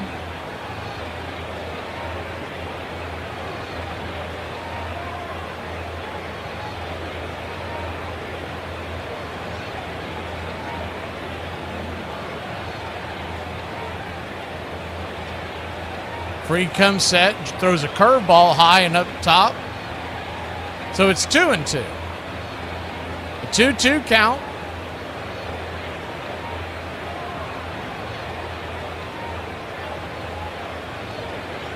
Runner at first, 1 out. Fried comes set, brings it. Right there at the knees, strike 3, fastball in the inner track. 2 down. Looked like it just got the inside part of the zone.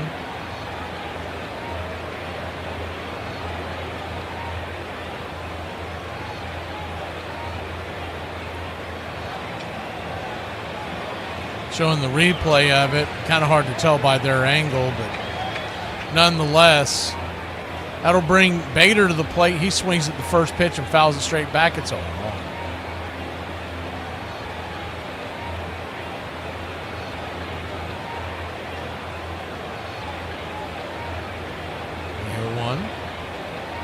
Bader 17 home runs last year.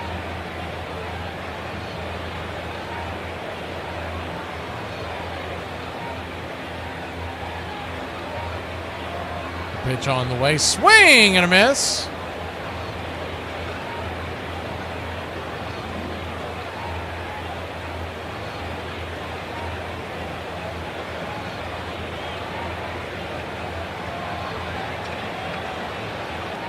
Lefty-righty matchup. Fried looking in. The pitch on the way. Bends a curveball outside wide.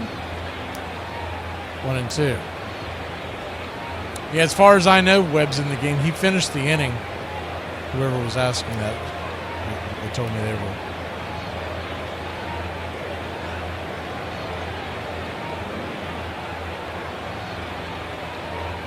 Pitch to Bader. Swing, pops it up. And that'll bend back out of play. We'll do it again.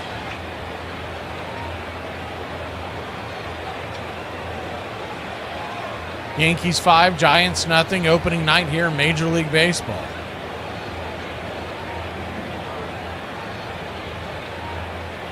We're here in the bottom of the second inning. Yankees explode for 5 runs in the top of the second. Pitch on the way to Bader. Caught, looking, strike 3. Punched him out on the down right there at the knees, and that'll end the inning. The Giants get one on, but can't get him across. We'll be back in a flash here on the BCR.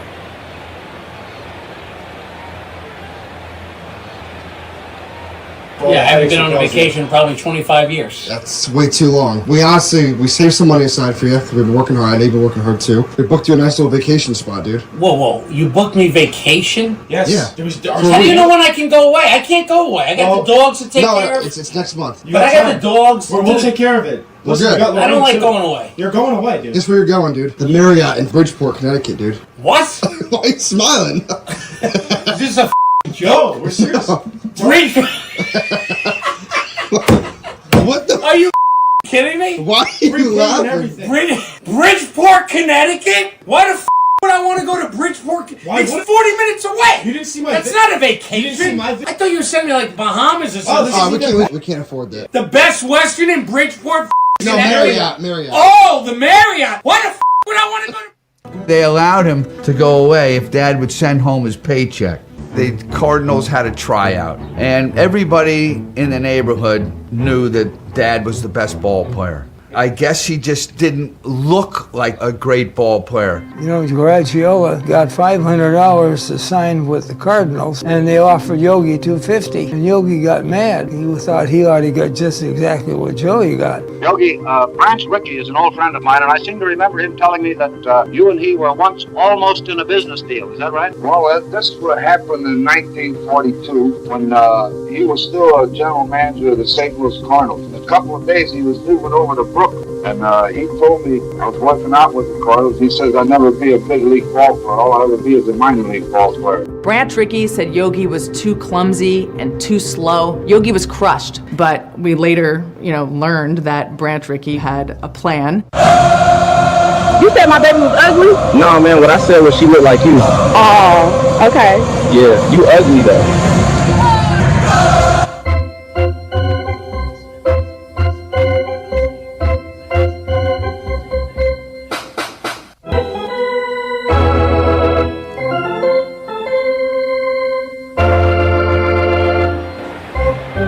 Welcome back.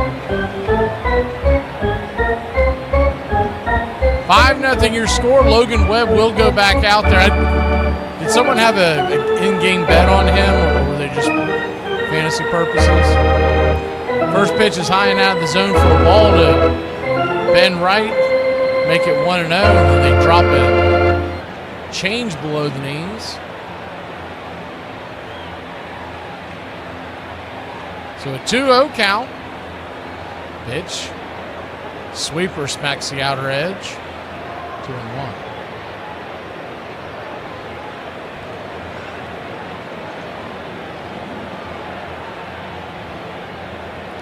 The 2-1 pitch. Swing. Fouls it away. 2-2.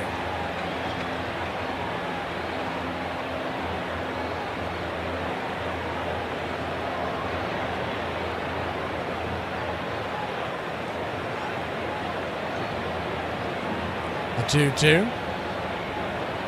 Caught looking strike three, punched him out down there on the inner track. Looked like a sharp sweeper got him right there at the knees. One away. Good pitch there to Rice.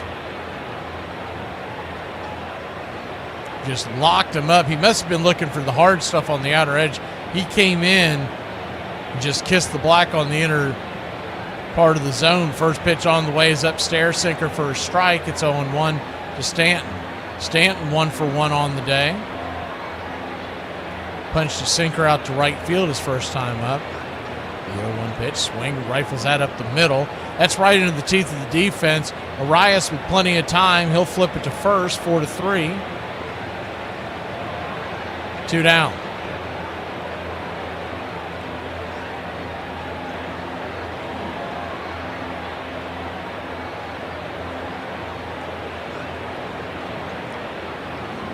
Two up, 2 down. Top of the third.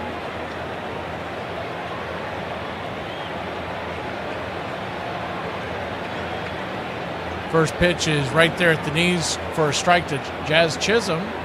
It's 0-1. 5 runs, 5 hits, no errors for New York. No runs, 1 hit, and no errors for San Francisco. The 0-1 pitch to Jazz. Righty-lefty, infield back and to the right. And they'll drop a sweeper back-to-back right there at the knees. It's 0-2. His sweeper doesn't really look like a traditional sweeper. Really more of a changeup, but they are calling it a sweeper. It's coming in like a change on the radar gun as well. The 0-2 pitch. Swing. Hits it to the right side. Grabbing it is Schmidt. He'll step on the pillow, and that'll end the inning. So the Yankees go down 1-2-3. It's 5-0 New York. We'll be back in a flash here on the BCR. Sister and I just made a pact that whoever dies first, the other sibling chooses the in memoria photo because we know our spouses will. My husband would choose some mid-laugh, double chin, no makeup. Look how natural she was. I will haunt you. My sister will get it, and she'll write the truth. Something like loved attention, hated people. There is nothing more annoying than celebrities who try to pander to look like good people. What on earth could Mark Ruffalo have to add to the social politics discussion? Your entire life's work is pretending to be an angry green man. Pretty sure you're not qualified. What about Billie Eilish? She's always at some elite party, some gathering of rich people, saying some dumb shit. Why are you talking about stolen land? You own a $15 million property on top of the stolen land. Does that mean me and my mates can come over for a sleepover next Saturday? Or why they're billionaires? You just dropped an overpriced Uno game with your name on it that's made with cheap Chinese slave labor. Are your parents baseball fans now, Yogi? Well, my dad's a pretty good baseball fan now, Ed. Yogi, you took part in D-Day, didn't you? Well, I was only a kid at 18 years old when I made the Normandy invasion, Ed. During World War II, if you were an able-bodied young person, you signed up or you enlisted into the service. Yogi was playing in the lower levels of the Yankee minor leagues. He was at Norfolk, where the big naval base was. He enlists before he has a chance to be drafted, so he volunteers to join the Navy for World War II, and then he volunteers again for what the Navy was calling a secret mission, which was the rocket boats. Yogi was a big fan of comic books. He thought it had something to do with Buck Rogers, but ultimately it was really preparing for the invasion of Normandy. Pull up a chair and grab a cold. Your home for the classic call, Radio Baseball.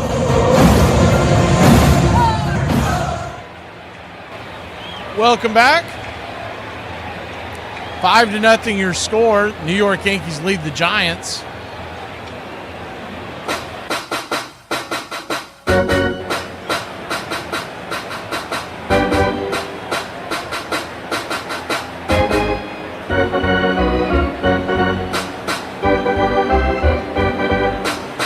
Arias will lead us off as the first pitch on the way is down below the knees for a ball. It's 1-0. We haven't had an ABS challenge yet.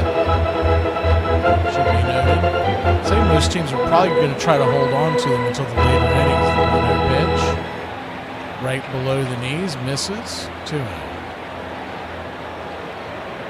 So it's good to see that they're keeping the box there on the screen. The way it was being described in the offseason, I wasn't sure what they were going to do. Is the 2-0, down and away 3-0.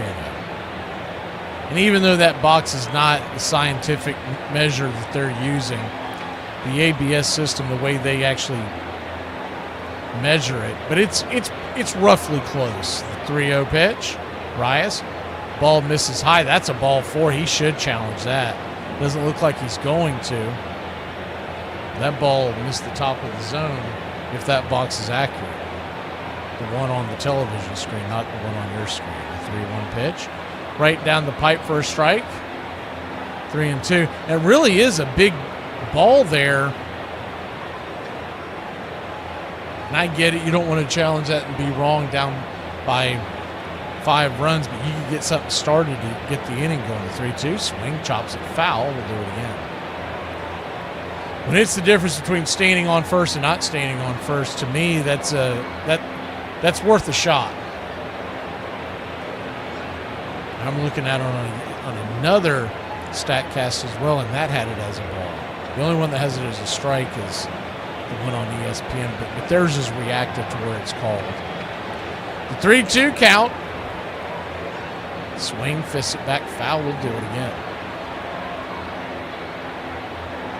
He's gone changeup, sinker, fastball, back to the sinker, and then this will be the 8th pitch of the at-bat.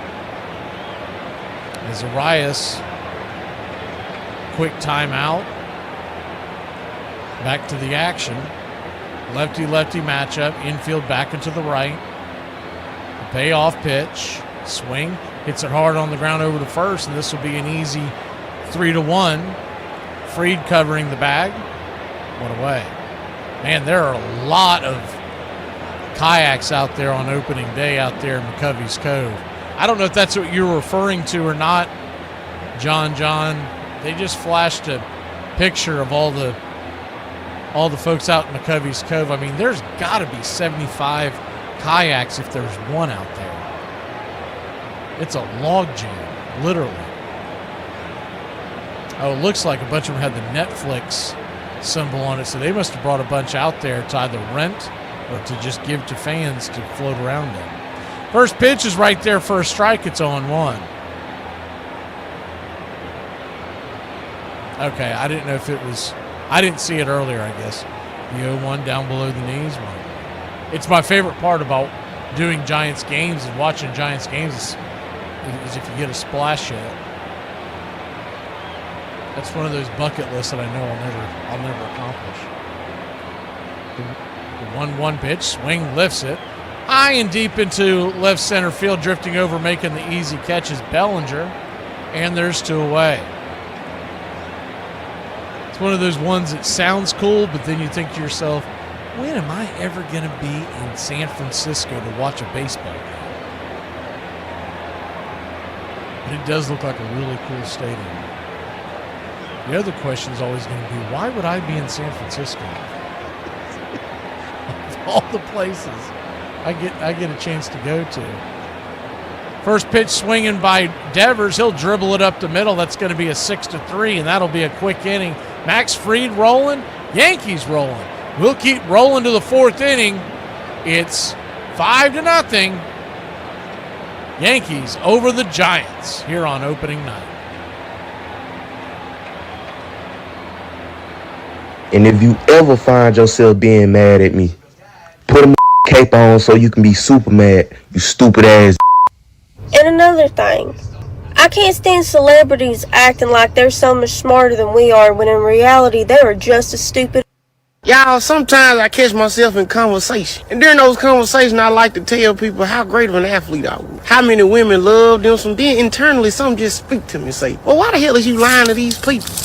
By the time I realize I'm telling the bald-faced lie, I gotta keep going. They ain't gonna ask for evidence and I ain't got nothing to provide, but I'm gonna let you know. Hey man, if it wasn't for A, B, and C, I would've made it to the league. Nah, you were one bad play from being on the bench, sucker. I don't know, man. Sometimes I get overwhelmed with who I wanted to be. I turn into a jive turkey, just start lying for nothing. I don't feel bad.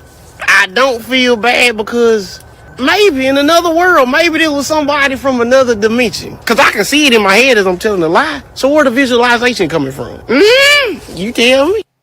I love when people say, I tried to call you. Like, yeah, I know. I watched it ring. And then go to voicemail. I'm not picking that up.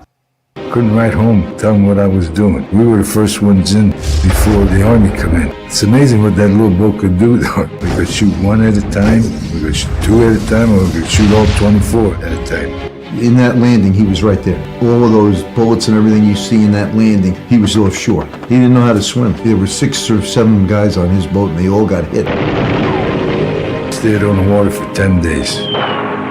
I wasn't scared when going into it. It looked like 4th of July. The next day, his job was pulling the bloated bodies out of the water after the beach was secured. And he talked about how that was the worst and toughest experience of his life. Baseball ain't hard. War is hard.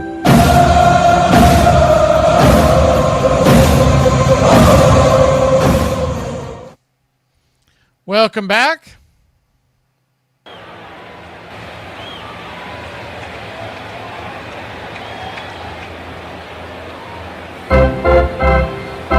Righty matchup. Logan Webb is back out there for the 4th inning as he has settled the ship, but the Giants trail 5-0. First pitch is inside for a strike. It's 0-1. Are we getting an ABS challenge for the first time?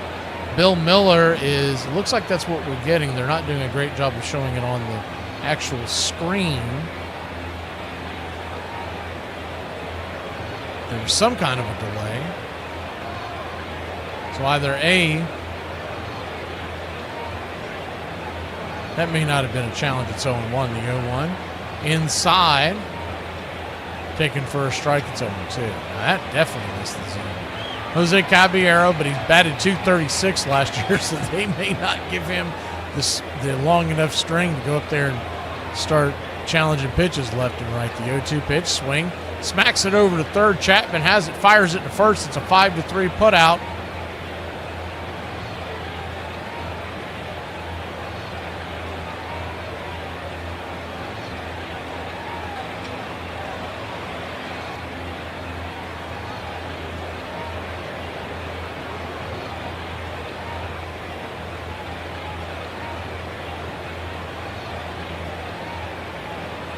Righty lefty as Webb goes back to work. First pitch to McMahon.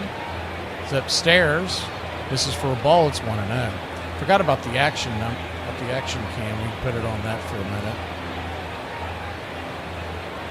No. This is outside wide. Ball 2-2. So a 2-0 count.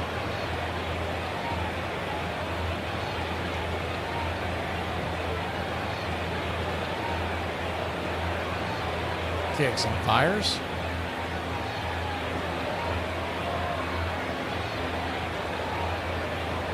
Right there for a strike, 2-1.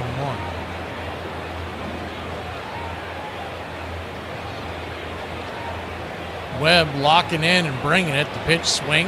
Whistles it back foul. 2-2.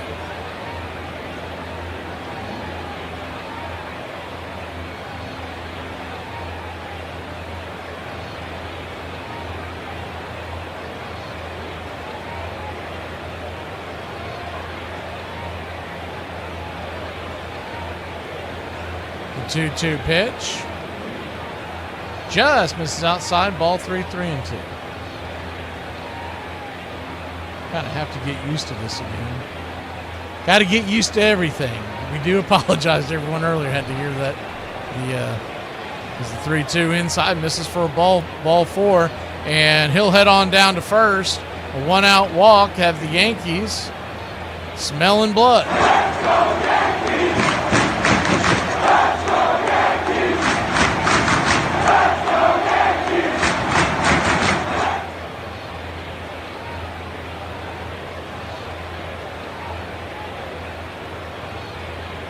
First pitch is just below the knees to Wells, the number 9 hitter for the New York Yankees. It's 1-0. 1-0. Swing, fouls it away. 1-1.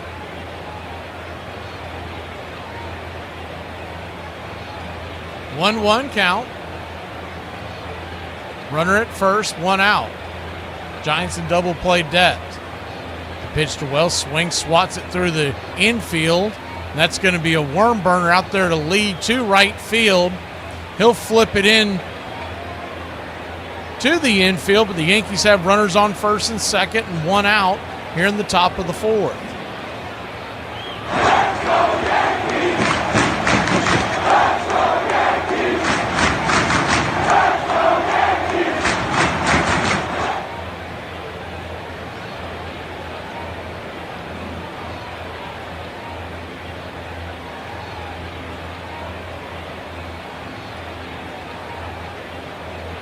First pitch on the way to Grisham is swung on and fouled straight back in and out of the glove of Bailey.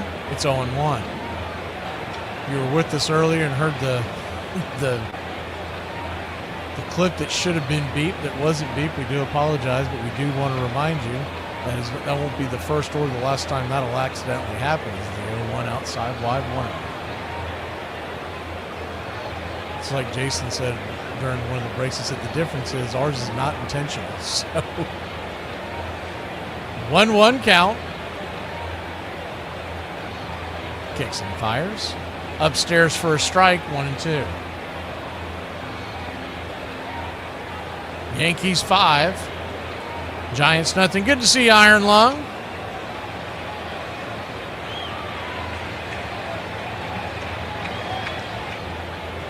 And a couple of new contraptions to help me keep a better eye on the game. And heck, I've forgotten about all these bells and whistles with the MLB that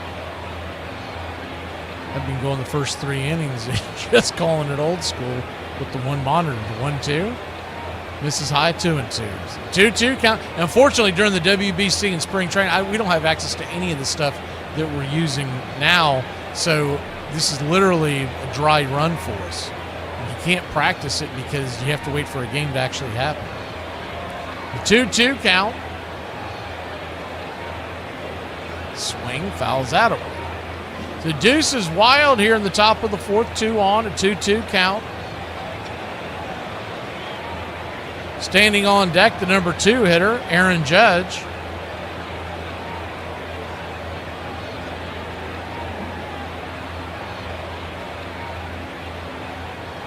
The 2-2. Swing, lifts it into center field. Coming in on the run. Harrison Bader makes a great sliding catch and fires it to second. Almost doubled up the runner, but back in time. Great play by Bader. Gold Glover out there, the sliding catch. Man, oh man, did he have to come a long way. I mean, that was picture perfect. The slide, that wind starting to blow in again. And Aaron Judge, all rise, coming to the plate. 2 on, 2 out. A 5-0 game, top of the fourth. Pitch by Webb. First pitch, swing and a miss. It's 0-1. The 0-1. Welcome in, Handler. Webb kicks and fires. Misses high, 1. The 1-1 count.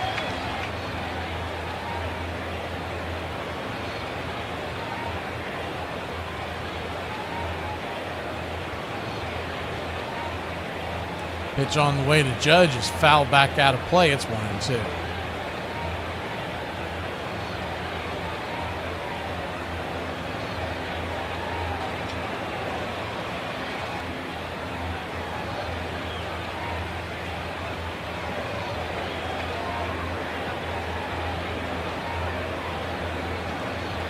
1-2 pitch. Tried to get him to chase the changeup below the knees, but he laid off 2-2. Logan Webb, by the way, at 70 pitches. If he can get out of the inning, they can get him through 5.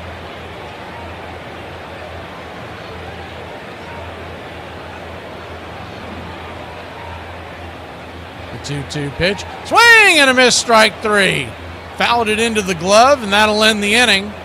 Yankees held scoreless, but they got a 5-run lead. We'll be back in a flash Bottom of the fourth we go here on the BCR. Taking the fifth is coming up fast. I ain't gonna lie, on Valentine's Day, my ass gonna walk up to random couples and be like, oh, so this why you ain't answering my calls?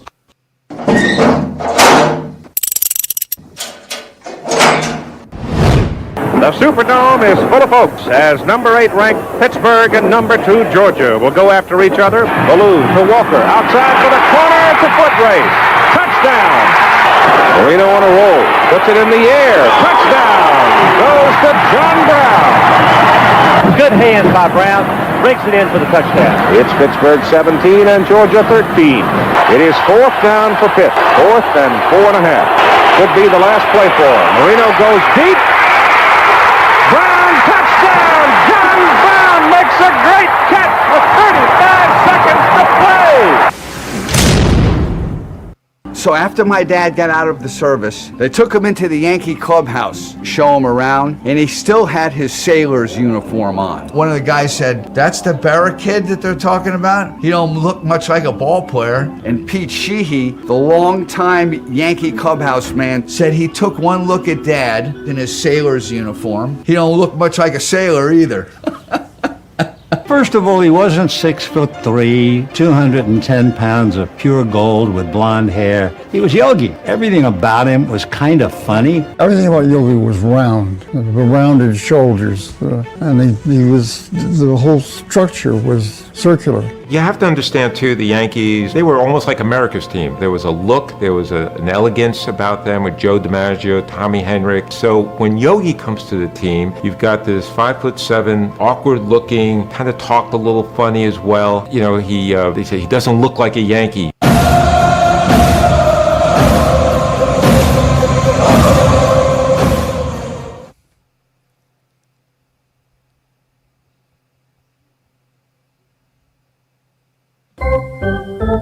Welcome back.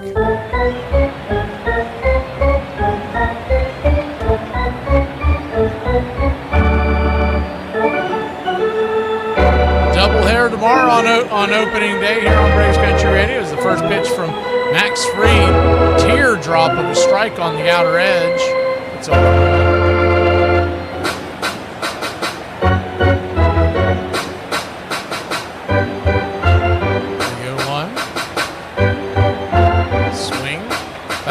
It's 0-2.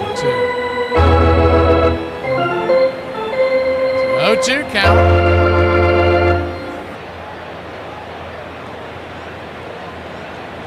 Willie Adames 0 for 1 on the day. Yeah, Netflix. This is going to be a hard pass going forward. The 0-2 checks foul. We'll do it again. They have spent more time with the camera not on the actual game than even when Rosenthal and his dopey tie are trying to hog the camera. I mean, they have done it, man. And when they do a split shot or whatnot, they don't keep track of the score or anything. As the 0-2 misses outside wide, 1-2.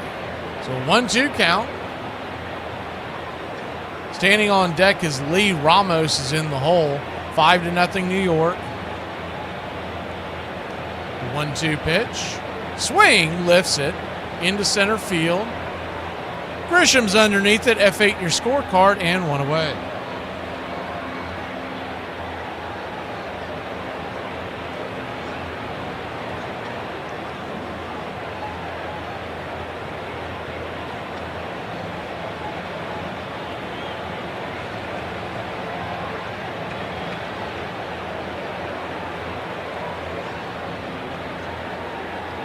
Lefty-lefty matchup here is Jung-Ho Lee versus Fried. The first pitch is in the dirt. For a strike, it's 0-1. Lee is 0 for 1 on the day with the ground out. Max Fried, by the way, 56 pitches.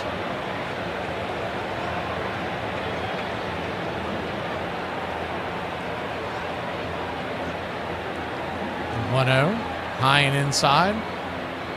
Ball 2-2. Try to get him with that curveball again. That thing's starting in the dugout, and he's trying to get it drift inside. So Lee, I'm sure he's like, what the hell am I looking at here? The 2-0 count. Brings it, swing, lifts it into left center field, but drifting over, making the easy catch is Trent Grisham.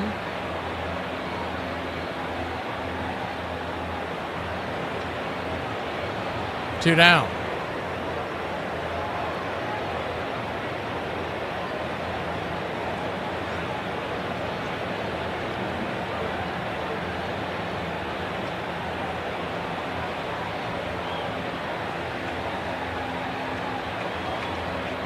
Lefty-righty matchup here. First pitch on the way is down and away.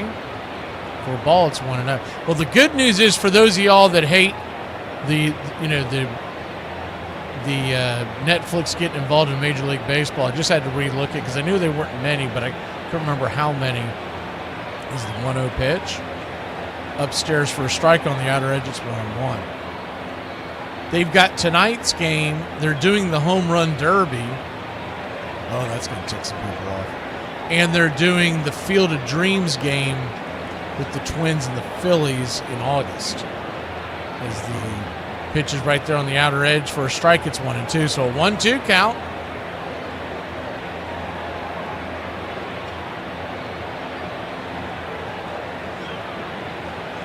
Freed turns and fires, lifts it into right center field. Ramos is on for a base hit. And it's a 2-out single for the Giants.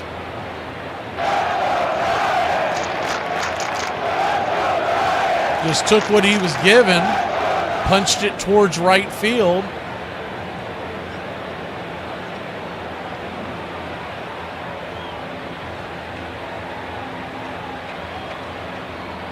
Casey Schmidt, the batter, 12 home runs last year and a 706 OPS. They'd love to get one down into the gap here. First pitch on the way is outside wide, 95-mile-an-hour fastball. It's 1-0.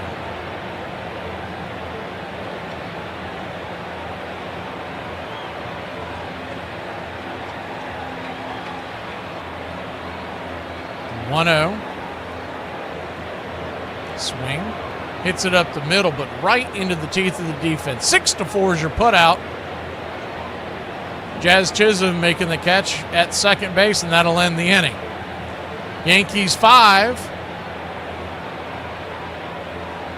Giants nothing. We go to the 5th inning. It is time to take the 5th here on the BCR. At the tone, leave your name and message. I'll get back to you. Just a drink. A martini, shaken, not stirred. Hell are you doing? I told you we weren't getting involved. You got us involved when you brought us here. Where are you from? What's your real name? What was it before you changed it?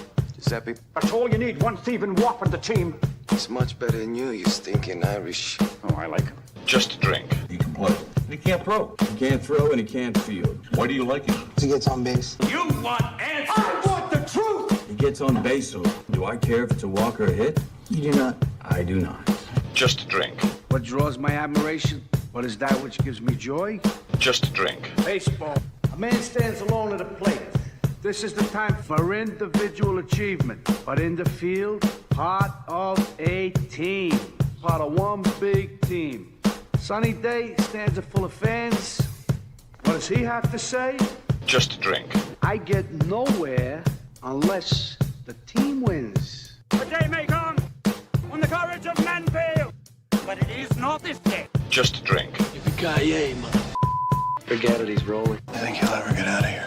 One day, when I got a long white beard and 2 or 3 marbles rolling around upstairs. Get busy living, get busy dying. Just a drink. Do you really want to get him? What are you prepared to do?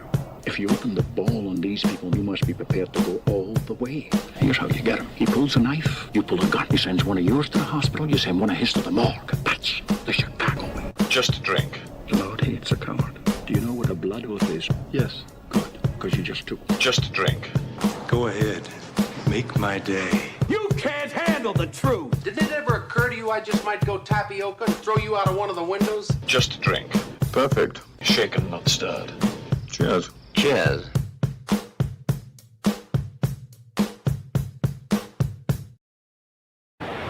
Welcome back. Righty-lefty matchup to start it off here in the top of the 5th inning. First pitch swinging, and that ball's going to get hammered into right field. That's down for a base hit, and it's a leadoff single for the New York Yankees. 5-0 your score. Yankees on top of the Giants. Cody Bellinger leading us off with the single, and that'll bring Ben Rice to the plate.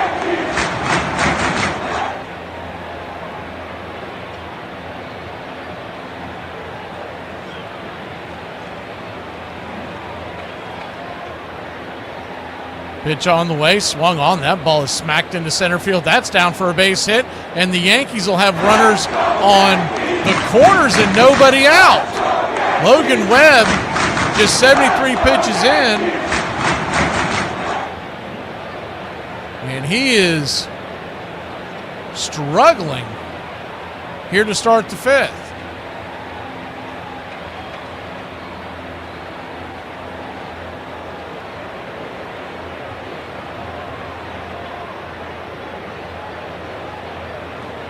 Righty-righty matchup as Giancarlo Stanton comes to the plate. First pitch is right there at the knees. Misses for a ball. It's 1-0. The 1-0. Stanton 1 for 2 on the day. The pitch on the way. Swing. That ball smacked into center field. That's down for a base hit. And the Yankees will go station to station. And it's a 6-pack on the board. It's 6-0 New York. First and second, nobody out. The hit parade continues, and Tony V looking at his clipboard and probably saying to himself, they don't hit like that in college.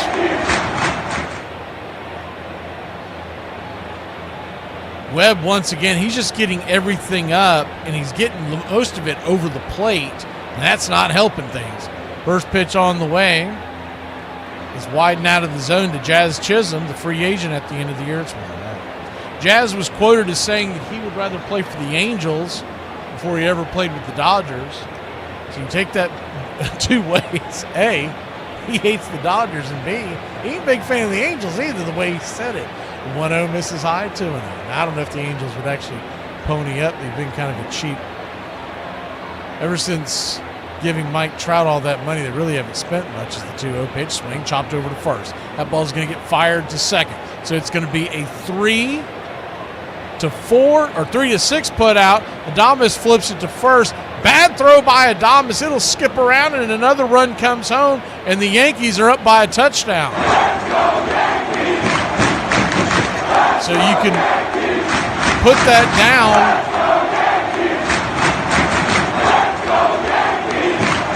As a fielder's choice and an E6.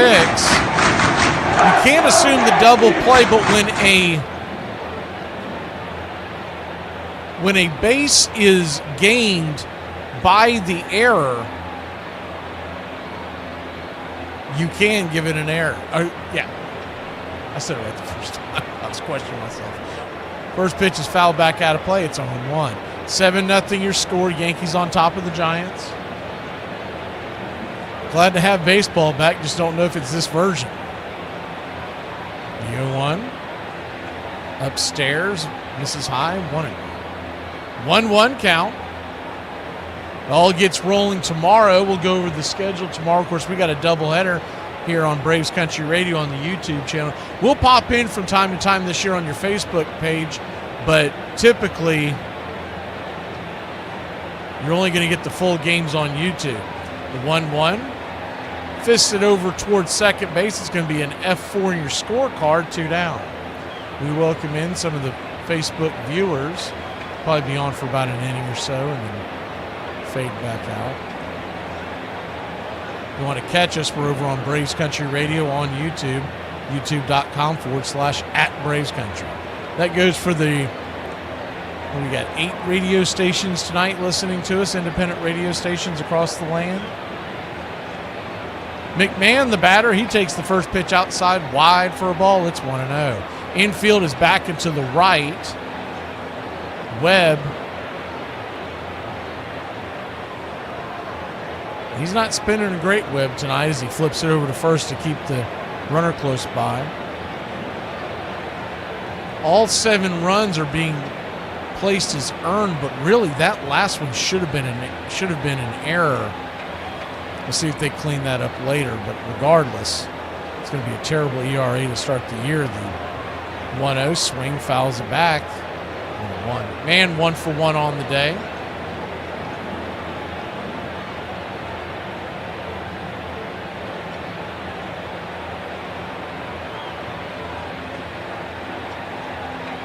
One count. Runner goes. Throw goes down to second base. Terrible throw. It'll drift into the center field. Bad throw by Bailey, but the runner will stay put. But it is a stolen base by Jazz Chisholm.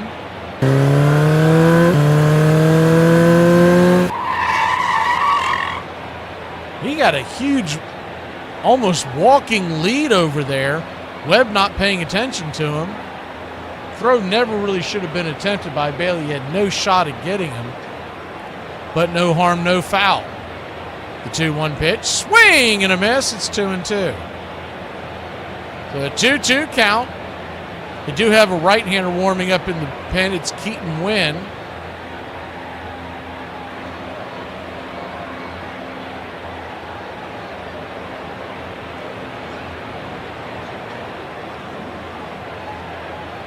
The 2-2. Kicks and fires. Check swing. Did he go around? He did. Strike 3, and that'll end the inning. But not before the Yankees put a deuce on the board. We go to the bottom of the 5th. It's 7-0 New York. See if San Francisco has a pulse when we return. Dude, I wouldn't know if Bad Bunny walked up here, and I really don't know who he is. I used to have a Bad Bunny. I had this Flemish giant rabbit. His name was Flop. He had one ear that flopped over. And I always remembered somebody had another Flemish giant. So they bring the dadgum thing over. It was Christmas Day. I'll never forget this. And Flop and this other his name was Caramel, put it in the cage beside it, and they're getting to know each other. Put them together. It's true what they say about rabbits, dude. Alright, I've taught you how not to get serial killed or regular murdered, so now here are my top 5 ways to avoid getting kidnapped. And, outside of one silly little misunderstanding in Ohio, I haven't been kidnapped yet. Number 1, be financially unstable. What are you going to trade me for? I have $6 in my bank account? That's not even going to cover gas. Kidnapping me is a terrible financial decision. Number 2, be thick and proud. Have you ever seen a big person get kidnapped? Think of the logistics. I mean, they come after you, all you have to do is sit down. And think about the snack budget alone. No, it's just not worth it. It's not indulgence, it's safety. Number 3, be anything other than a woman. Most abduction victims are women taken for nefarious reasons. So, to be safe, try your hardest not to be a woman. Number 4, live a life of unpredictability. They can't snatch you if they don't know where you'll be. Yesterday you went to a bookstore and took a pottery class? Looks like today you're skydiving and going to a furry convention. Everyone said he didn't look like a Yankee. His own manager, Bucky Harris, called him the ape. The media said he looked like a Neanderthal and a gargoyle. And it brings up the catcher, Yogi Berra. And I think he went on to prove that it didn't really matter what you looked like, because as soon as he got up to the plate, he silenced all of the critics with his bat. Harris swings, and that one's going to leave the ballpark. Well, what do you know? Larry Berra, they call him Yogi, his very first time at the Major League. And what does he do? He hits a home run. Join the Country Club today. Help support Braves Country Radio. Join the Country Club today.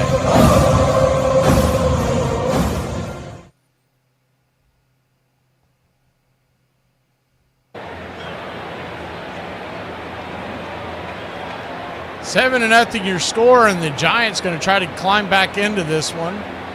Opening night here in Major League Baseball. Lefty-righty matchup as Max Fried goes back to work. First pitch on the way is high and out of the zone. It's 1-0.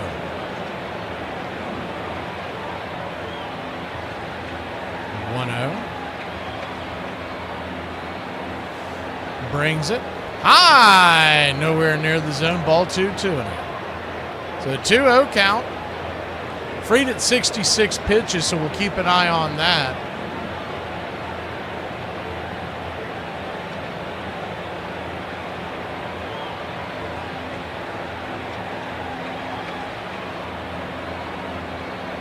The 2-0 pitch. Upstairs for a strike, 2-1. He's gone curve, cutter, and then hit him with the slider for the strike.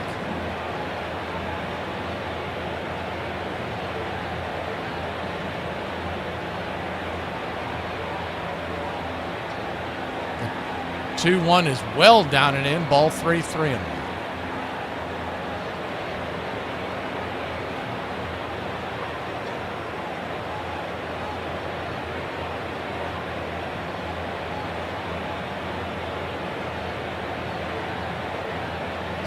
Pitch just got the corner up top.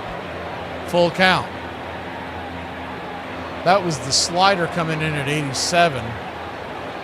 His fastball been going into the very low 90s. That curveball, though, 20 mile an hour difference at 71. The payoff pitch, swing, slaps it up the middle, right into the second baseman's mitt. Jazz will flip it over to Rice. One away.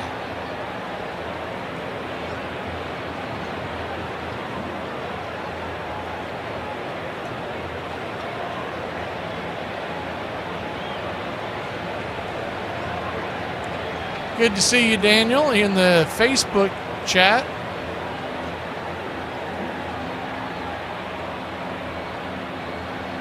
Lefty-righty matchup. First pitch on the way is popped up. Can of corn. F4 in your scorecard, and there's quickly 2 down. Those of y'all who are over there in Facebook land, if you want to join into the chat over on YouTube, we're over at Braves Country Radio on YouTube. BCR doing over 300 broadcasts this year. Major League Baseball. Every Atlanta Braves game. National Football League and college football, along with our talk shows, Braves Country Today and the Armchair Quarterbacks, come this fall. First pitch is right there for a strike. It's on 1. The 0-1.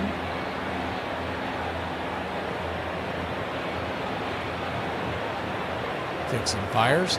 That ball gets banged on the ground over to first. G3 in your scorecard, and the Giants go down quietly 1-2-3. We'll be back in a flash. It's 7-0 New York. We go to the 6th inning here on opening night.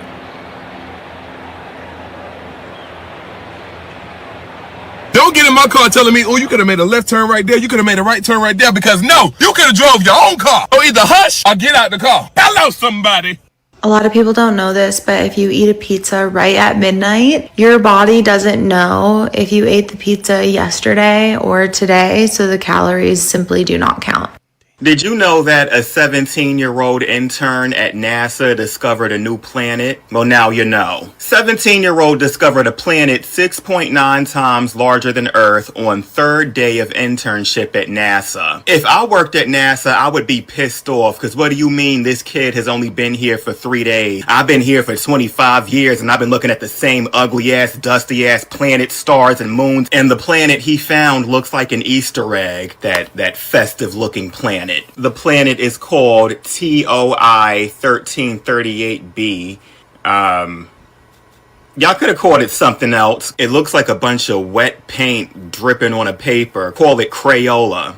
Grandpa hits a home run in his first game in the big leagues, which is, doesn't happen very often. And then he goes ahead and hits a second home run in his second game. Yogi's blast sails over the right field fence, and the Yanks. And he rounds the bases and comes back to the dugout, and Joe DiMaggio is sitting on the bench just kind of staring at him. And Grandpa's staring back at Joe DiMaggio, and he says, "What? I can hit homers too." Well, first memories of Yogi Berra was watching him play on television. He was a left-hand hitter. I could just see him taking that long bat and hitting it over the right field fence into Bedford Avenue at Ebbets Field. He was such a good hitter and such an unorthodox hitter. His hit probably half the time were on pitches that weren't strikes. He just basically looked for something that looked good to him and he swung at it. Have fun. It's a fun game to me. The fun of the game is hitting. You can tell me I need therapy all you want. No, all I need is for you to swing first. All I need is to be able to put this down in self-defense. Don't threaten us with a good time, Peter. Have a good night, buddy. Keaton Wynn is coming on for the San Francisco Giants. Big right-hander.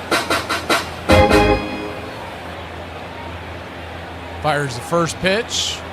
to Wells, righty-lefty matchup. Upstairs for a ball, it's 1-0. Keaton Wynn, 6'4", 230-pounder. 1-0. Foul down the line, it's 1-1. 1-1 count.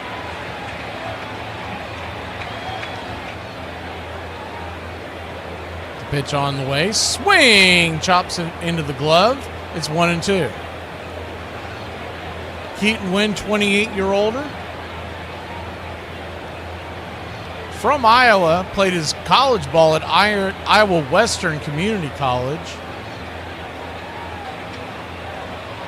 He's been with the Giants since 23. 1-2. Bounces it in the dirt. 2-2. Career ERA of 5.93. He is one of the guys that when, if you're a Braves fan, you looked at today's roster that was released, and we'll go over that on Braves Country today on Friday at noon.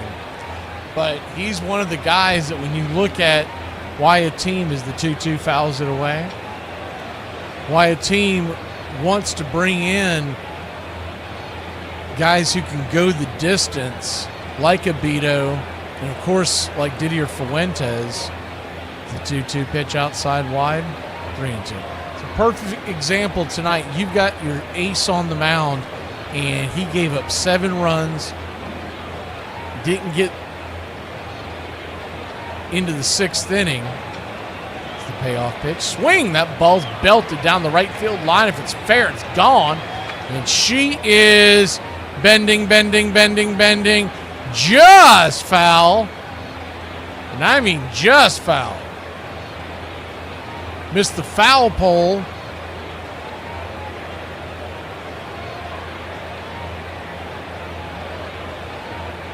We'll call it maybe 6-7 feet.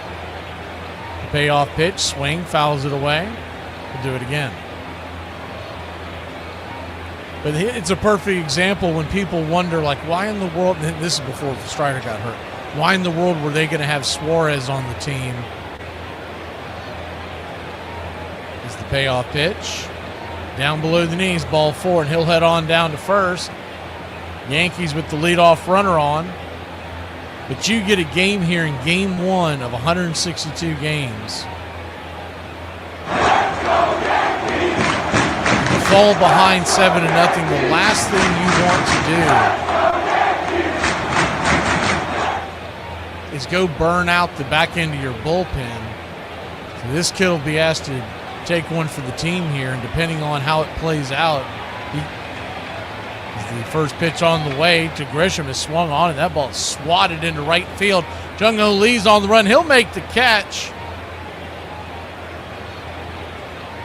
You'll put F9, but it's an L9 in your scorecard. That ball is swatted. One away. That'll bring Aaron Judge to the plate. All rise. Judge 0 for 3 on the day. 3 strikeouts. One of the caught-looking variety. So he's looking to get on the board. Righty-righty matchup, first pitch. Down and away for a strike. It's 0-1. But if you fall behind, let's say the Braves fall behind early in one of their games, that's what an Osvaldo Bido is going to be coming in there, is to just eat innings. Or conversely, as the 1-0 pitch, swing and a miss, 1-1. If their opponent their starter goes out there and lays an egg, and they're up by a ton in the 8th, 9th inning, they don't want to burn through Iglesias or Suarez.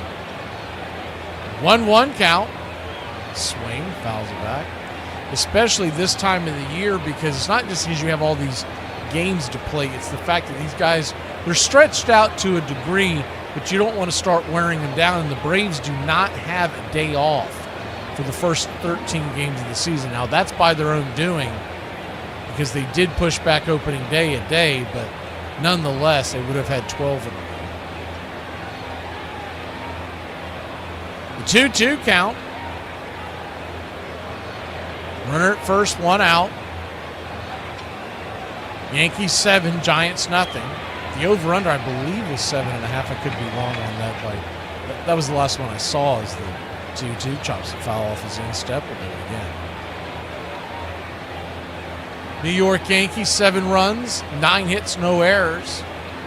San Francisco no runs, just 2 hits off of Max Fried and 1 error.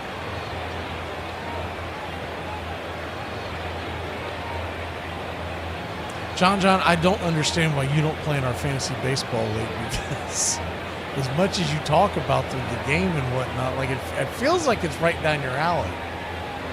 The 2-2 count.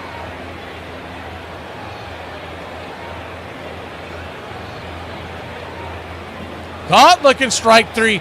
He is going to wear the golden sombrero. 4 strikeouts. Who had that on their bingo card? 2 down.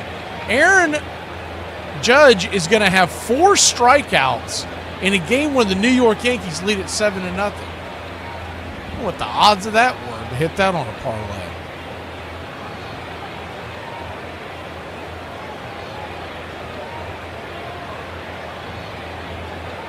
That'll bring Cody Bellinger to the plate.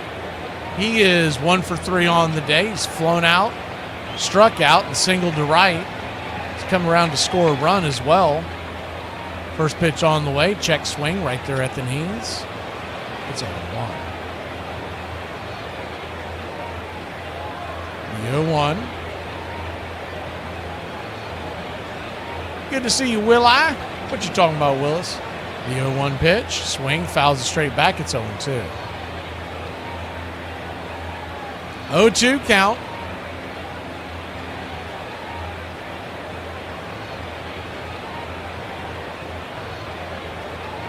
The game's going on tomorrow, by the way. There's the pitch on the way. Swing and a miss, strike 3. We'll hit that up as soon as we come back. We go to the bottom of the 6th inning. Giants trailing by a touchdown. See if they'll go for 2 if they get into range.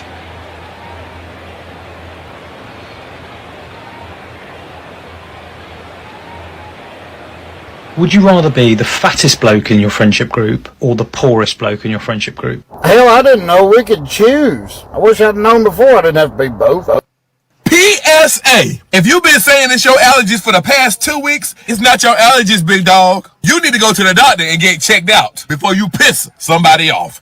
Single women of America, stop scrolling. I'm looking for a Valentine's Day date. Don't worry, there are no expectations. Autistic or a serial killer? Or an autistic serial killer? Here are the qualifications to apply. You must live in America. You should not be a teenager. Should? That's a load-bearing word there, huh?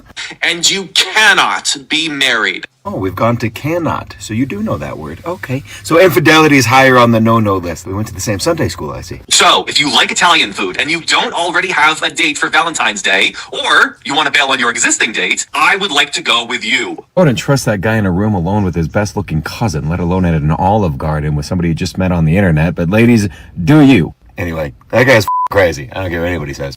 He had these amazing, like, meat hook, gigantic hands that were super fast, which is another reason he was able to put the bat on so many, what everyone else called bad pitches. Great hands, great ability to know where the end of the bat was. That's what Yogi was really good at. He knew where the end of the bat was every time. And that's why they said he was such a good bat ball hitter. Look at the old videos, man.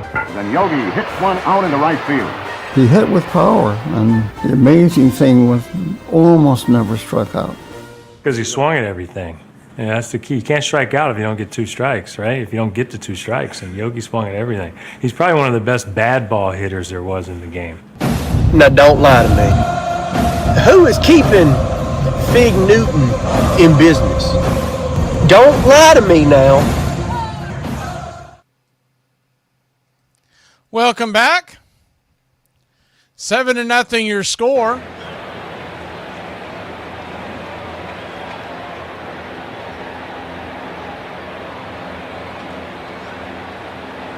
Good to see you, Mr. Edward Spry. Big Ed.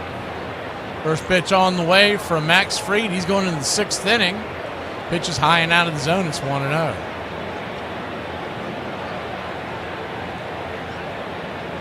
1-0. Kicks and fires, swing, fouls it away. 1-1. 1-1 count.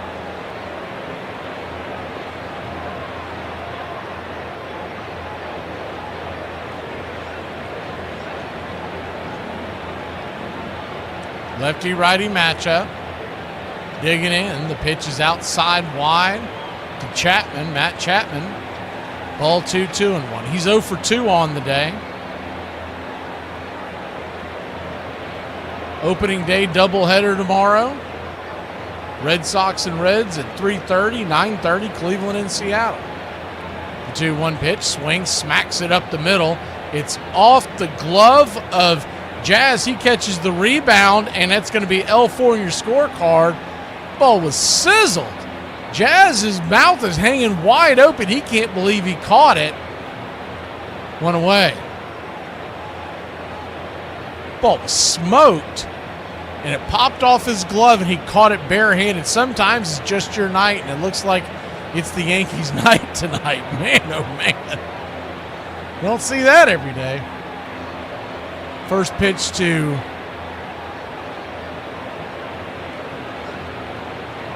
Rafael Devers. Down inside for a strike. It's 0-1. The 0-1. Fouls up away. 0-2. 0-2 count. Infield back and to the right.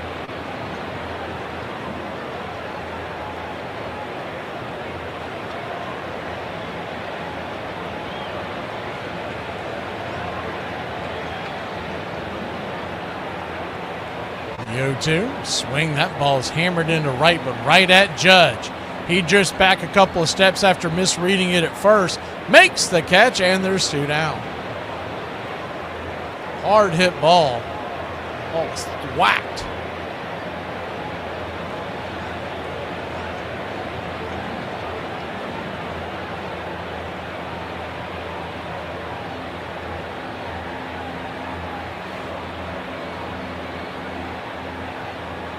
Lefty-righty matchup here. Willie Adames takes the first pitch in the dirt. 1-0.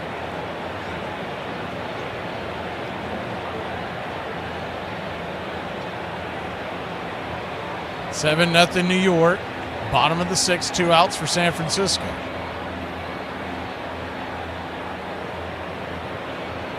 The 1-0 pitch. Swing. Lifts it to right, but that's right at Aaron Judge, and he had a busy inning, but it was an easy one. We'll head to the top of the 7th. It's 7-0 Gotham over the Golden Gate Bridge. Not many people know this, but if you hate clutter, the love of your life is going to be clutterblind. I just got engaged. Yay! To a man that just spent 13 years in prison. And he's been out for 5 months, so this is his first Valentine's Day since he was 19. This couldn't get worse, right? He just moved into my house. Are you? And I just have to brag, I have never got flowers from a man before, but here I am. Well, there it is. The street sweeping didn't work out for him, but the love bombing seems to be going fantastically. Hey, side note, nobody falls in love faster than a man who needs a parole address. All right. 2 shakes of a lamb's tail. Where does that one come from? Well, the phrase first turned up in print in some guy's book called The Inglesbury Legends, and it's by a guy called Richard Barham, and it's somewhere in the early 1800s, and it meant, as he was observing, that the lamb's tail's flitching really quickly, and that's where he got the saying from. But I think nuclear physicists actually use the term as well sometimes, and 1 shake is the equivalent to 10 nanoseconds, so pretty quick. You ever had somebody tell you that you got to take your shoes off at their house and their damn floors be dirty? Well, I think that's not exactly true. It's what it is. Instead of a bad ball hitter, he could hit a good ball, but he could also hit a ball that was up or outside. I could hit the ball the other way too. And if he threw a curveball, he's not going to fool me. No balls, 2 strikes. 2 strikes, I always guard the plate. Then there's some pitches out there, I don't care what he threw, I could hit it. He would flash at something that was way out of the strike zone. So in effect, what he is doing is abolishing the strike zone. Set your alerts and subscribe to the BCR, your home for radio baseball. Welcome back. Welcoming Kira all the way from Russia, big Braves fan. I think that deserves a...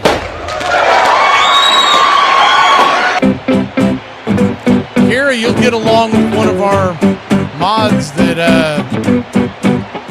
she just headed off to bed a little while ago. The first pitch on the way is inside for a ball. It's 1-0. She loves Elder, is always defending Elder. JT Brubaker, the pitcher, the 1-0. Misses down and away, ball 2-0. 2-0 count.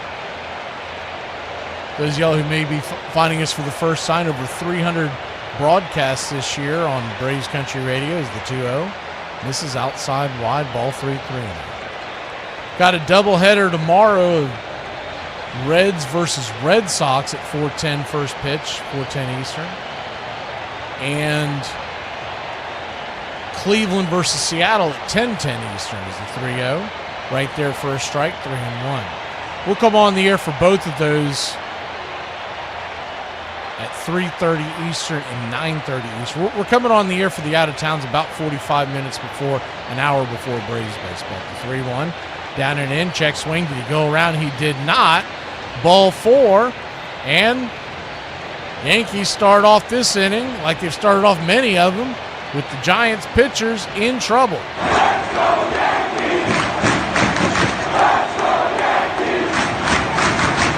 Yeah, Kira, she's a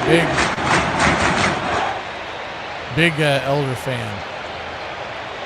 I don't know if she thinks he's good looking, or she just thinks he's a good pitcher, but I just know she likes him. First pitch is outside wide, down and away. Giancarlo Stanton, it's 1-0.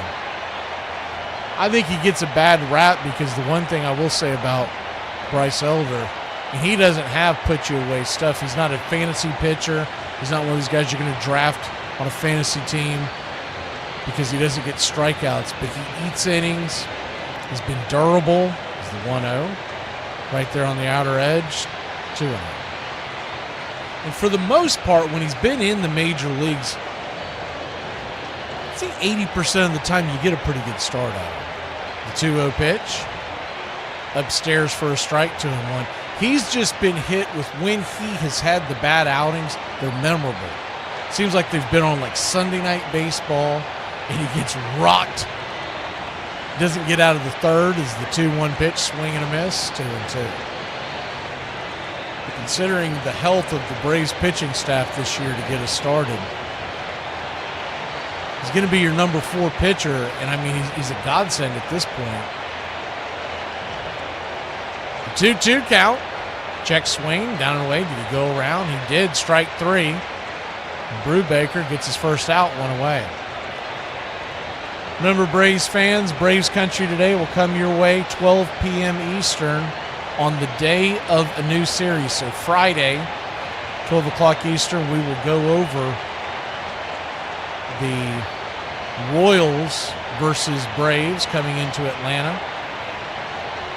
And we'll come on the air Friday night for the ball game at 6:15 first pitch. 7:15. First pitch on the way to Jazz Chisholm is swung on and ripped into right field. That's down for a base hit. And it's a 1-out single for Jazz. 7-0 your score, top of the 7th.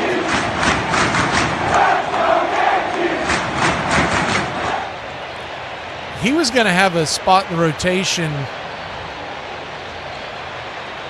regardless because Bryce Elder is out of options.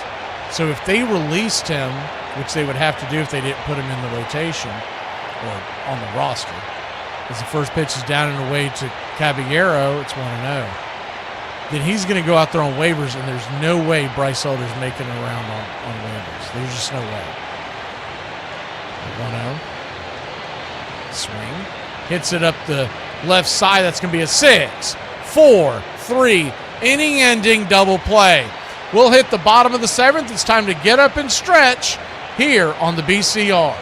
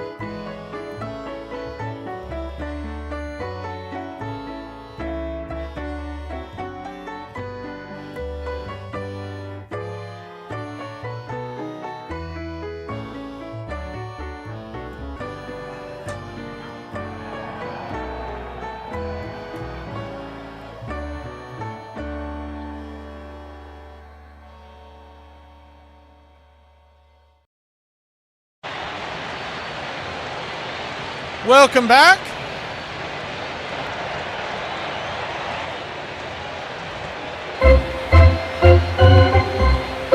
The G's has been delivered to the puppies. We are getting ready for the bottom of the 7th inning. See if Giants have any life in them. They trail 7-0.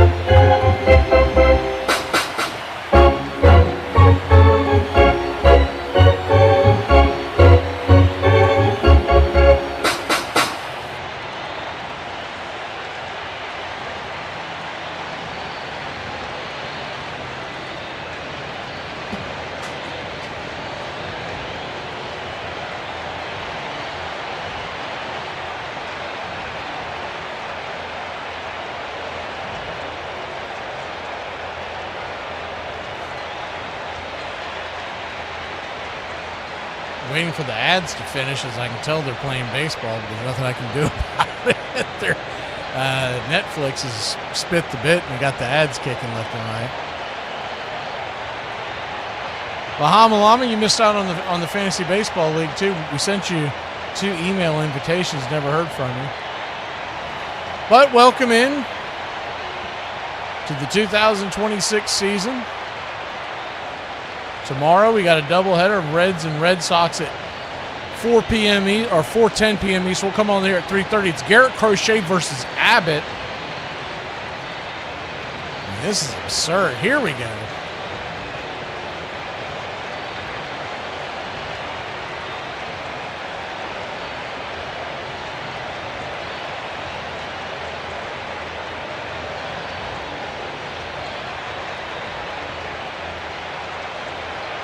Jung Ho Lee, the batter, lefty-lefty matchup. Max Fried going into the 7th inning. This is a surprise right here. First pitch is down and away for a ball. It's 1-0.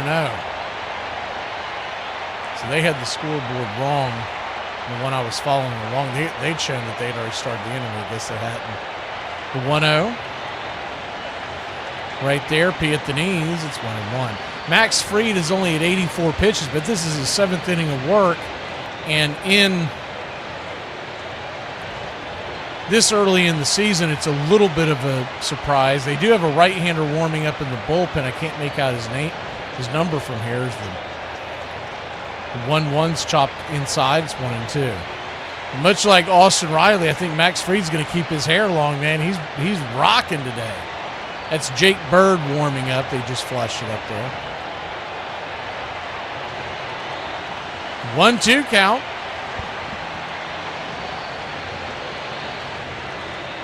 Kicks and fires.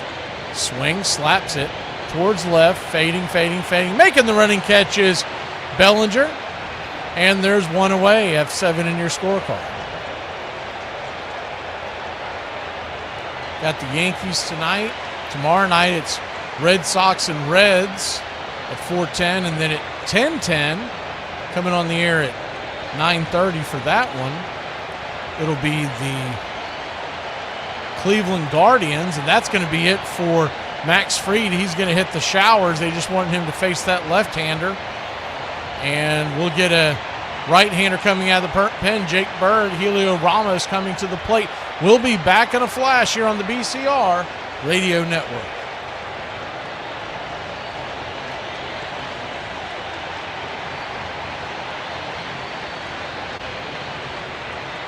Welcome to Braves Country Radio. We're excited to bring you a brand new season, your home for the classic call of radio baseball.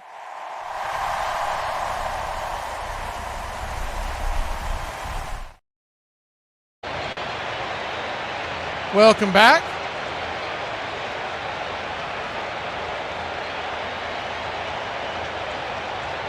How long it'll take for this thing to load, but if it loads pretty quickly, we'll play it here. If not, we'll play it some other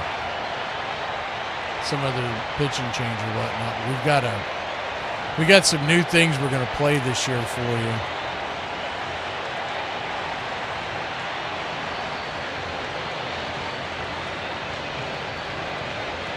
Yeah, it looks like it's going to take a second to load, so we'll try it again. So y'all have seen the shell games that we've played for you, the hat shuffle for the Braves, but we've got some non-Braves ones for the out-of-town broadcasts that we're doing this year. This year we'll be bringing you 2 to 3 out-of-town broadcasts along with every single Atlanta Braves game. So tomorrow with the Red Sox and Reds, it's Abbott versus Garrett Crochet. And then tomorrow night, Cleveland versus the Mariners. Looks like it's going to be Bibby versus Logan Gilbert. So 2 pretty good pitching matchups there on opening day on our doubleheader. First pitch on the way is high and out of the zone. From Bird to Ramos, righty-righty matchup. It's 1-0. 1 down here in the bottom of the 7th. 1-0. Bird with a 5.53 ERA last year in Colorado and New York is the 1-0 pitch. Smacks the inside. Looked like it missed, but did not get a challenge. It's 1-1. 1-1 count. Haven't had an ABS challenge tonight. A little surprising by that, the 1-1 pitch. Swing and a miss. 1-2. We were talking about it earlier, but the at-bat by Arias that would have led off the inning with the walk, and he did not challenge ball 4. I think that was a big mistake. At the time, the game was 5-0 and still within striking distance is the 1-2 outside wide 2-2. I just like to see someone challenge it just to kind of break the seal, because you know you're going to go down in MLB history as well, the first person to challenge the ABS system. Well, they didn't show it on the screen. See, I thought they had a challenge earlier, John, but they didn't show it on the screen, so I guess Netflix is just doing a bad job of showing it. The 2-2. Swing and a miss, strike 3. 2 down. So my mistake, that had to have been the one that Bill Miller came out. He looked around, but he didn't. They're supposed to make an indication of it, and then it's supposed to pop on your screen. So Netflix must not have their act together at all.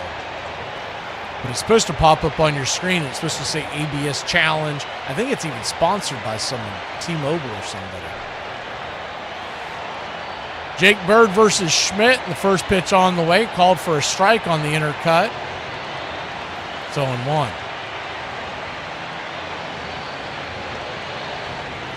0-1, righty. Kicks and fires, swing, chops it. Off the glove of Bird, but it'll dribble over to second. 4-3 on the putout, and that'll end the inning. Well, it's the first 8 ball of the year, the first 8th inning. Let's get ready, BCR, here on the 8th inning. You know how we do it.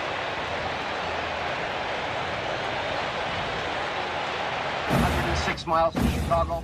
We've got a full tank of gas, half a pack of cigarettes. It's dark, and we're wearing sunglasses. Hit it. I have come here to chew bubblegum and kick ass. And I'm all out of bubblegum. It's happy hour. When wins become losses And losses become wins. You guys going to happy hour? I'll come for a couple. Just a couple, though. Not like last time. I need a drink.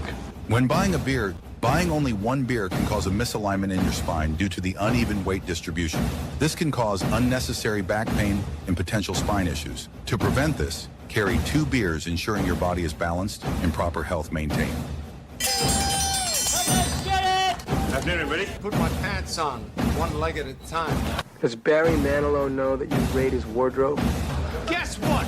I got a fever, and the only prescription. Ladies and gentlemen, we interrupt our program of dance music to bring you a special bulletin from the Intercontinental Radio News. You're in Braves country. Everybody drink a beer. They're making it laws where you can't drink when you want to. This stinks! Pretty soon we're going to become this country. This is total BS!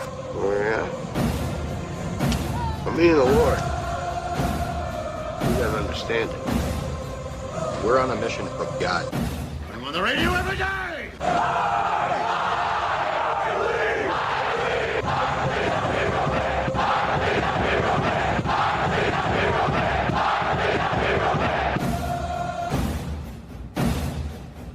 If you want to stop me, you're gonna have to kill me!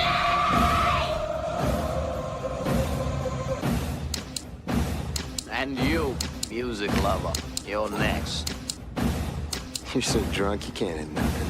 In fact, you've probably seen trouble. I have 2 guns, one for each of you.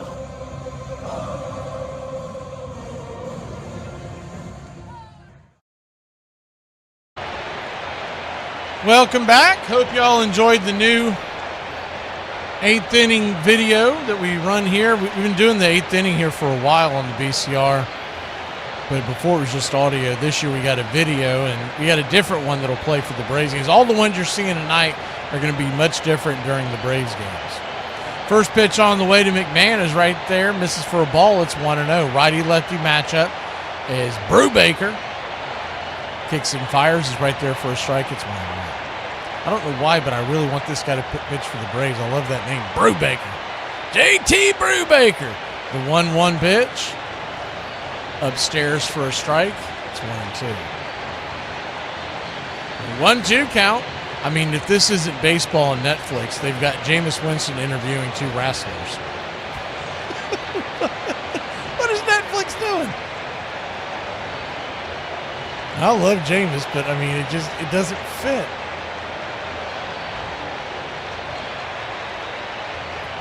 Pitch on the way from JT. Swing and a miss. Strike 3. Chase one in the dirt. Here to get us going here in the top of the 8th inning at 7-0. New York. The Giants trying to at least scratch out a few runs here, make it interesting.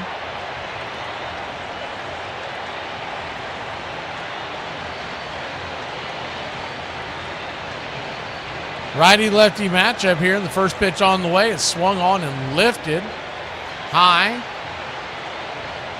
into center field. Harrison Bader drifts back, F8 in your scorecard. Quickly 2 down.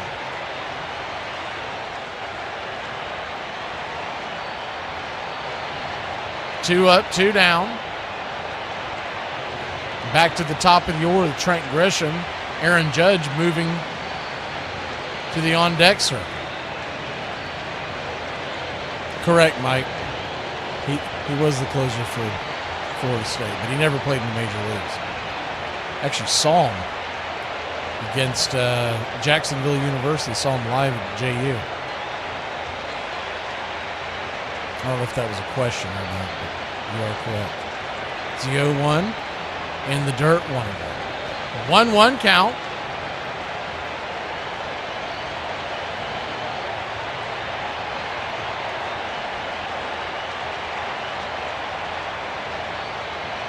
Kicks and fires. Pitch way outside wide. 2-0. But it's like we mentioned earlier. I mean, I know it's pretty easy to explain, but it's the equivalent of putting David Winfield on an NBA call just because he played high school basketball. The 2-1 pitch, dribbled over to second base. It's going to be a 4-3 put out, and that'll end the inning. We'll be back in a flash. Bottom of the 8th we go. The Giants seeing if they're awake or not. Someone say something about crabs. I think we got you for something.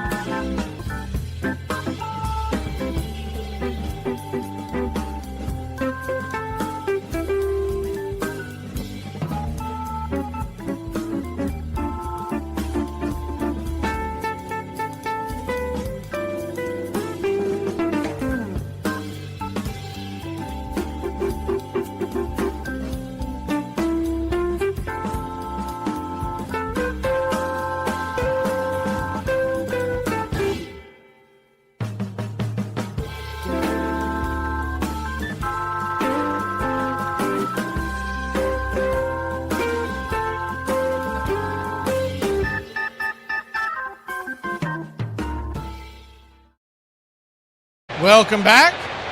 7-0 your score. That whole thing with the crab was, by the way, that wasn't intentional. When I made that video a few weeks ago, I wasn't even thinking about Jameis Winston being a part of the baseball broadcast. But anyways, as we start here in the bottom of the 8th, lefty-righty matchup, first pitch from Hedrick to Bailey is swung on and lifted into center field, dead center field. Drifting back, making the easy FD8 put out, 1 pitch, 1 out. Here to start the bottom of the 8th. But when he got busted for the crab leg thing in college, what really happened was he went in there and someone he knew gave him the crab legs, someone that worked there, and they were just not going to charge him. But someone saw him on the video, one of the managers, and the manager is a University of Florida fan. That's how this whole thing went down. And he busted him, called the cops, et cetera, et cetera. And you got to imagine, Jameis Winston's a pretty big guy. He wasn't blending in, walking through those crab legs and walking out the door, and the rest is history. Lefty-righty matchup. First pitch on the way is outside wide for a ball. It's 1-0. And now kids are making millions on NIL deals. 1-0 count. Swing and a miss. And we were doing college football shows back then, talk shows, 5 days a week. So we were covering it when that happened. I lived down in the area, and I'll never forget that because it was front page news for about. It happened during the summer, so it was about 2 months. Is the 1-2 and the check swing. New pitcher for the New York Yankees. Hedrick is the 1-2, swing and a miss. Strike 3, 2 down. Brent Hedrick, 6'6", 235-pounder, 28-year-old out of Illinois. Drafted by the Twins in 2019 and played his college ball at Illinois State. No, I am not, Lamas. First pitch on the way to Arias is swung on and smacked through the hole. It's going to be a 2-out single for the Giants. So, first base runner in about a week and a half. See if they'll get anything going here. Give the home crowd something to cheer about.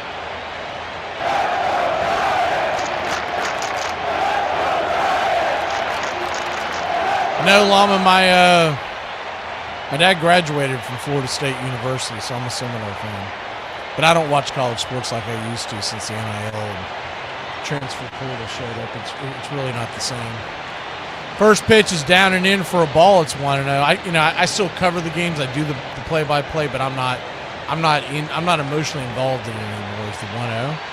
Swing and a miss. It's 1-1.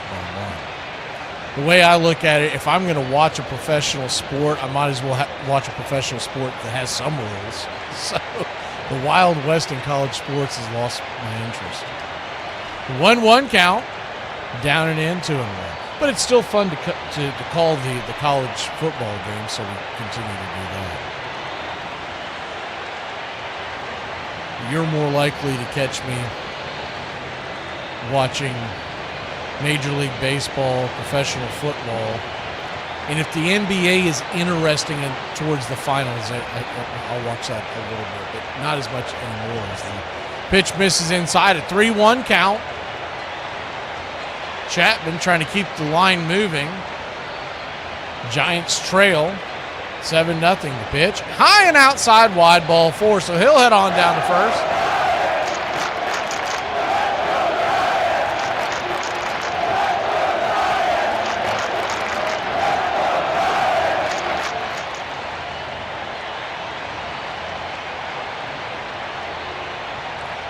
Boone's going to come out there, and I think he's going to get the ball from Hedrick. I keep wanting to call him Hedrick. I don't know why that is. Maybe he's just going out there to talk to him. I think that's Boone. It's hard to tell, but they have been wearing sweatshirts today. That is not Boone. Okay. Just realized that's not him. That's the pitching coach for the New York Yankees. I don't think I've ever noticed that he looks so much like Boone.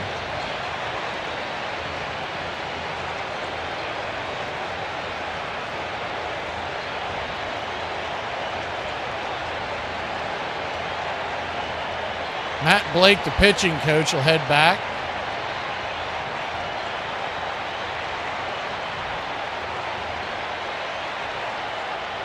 Rafael Devers, with one swing, could make this a 4-run game. Lefty-lefty matchup. First pitch is down below the knees for a ball. It's 1-0.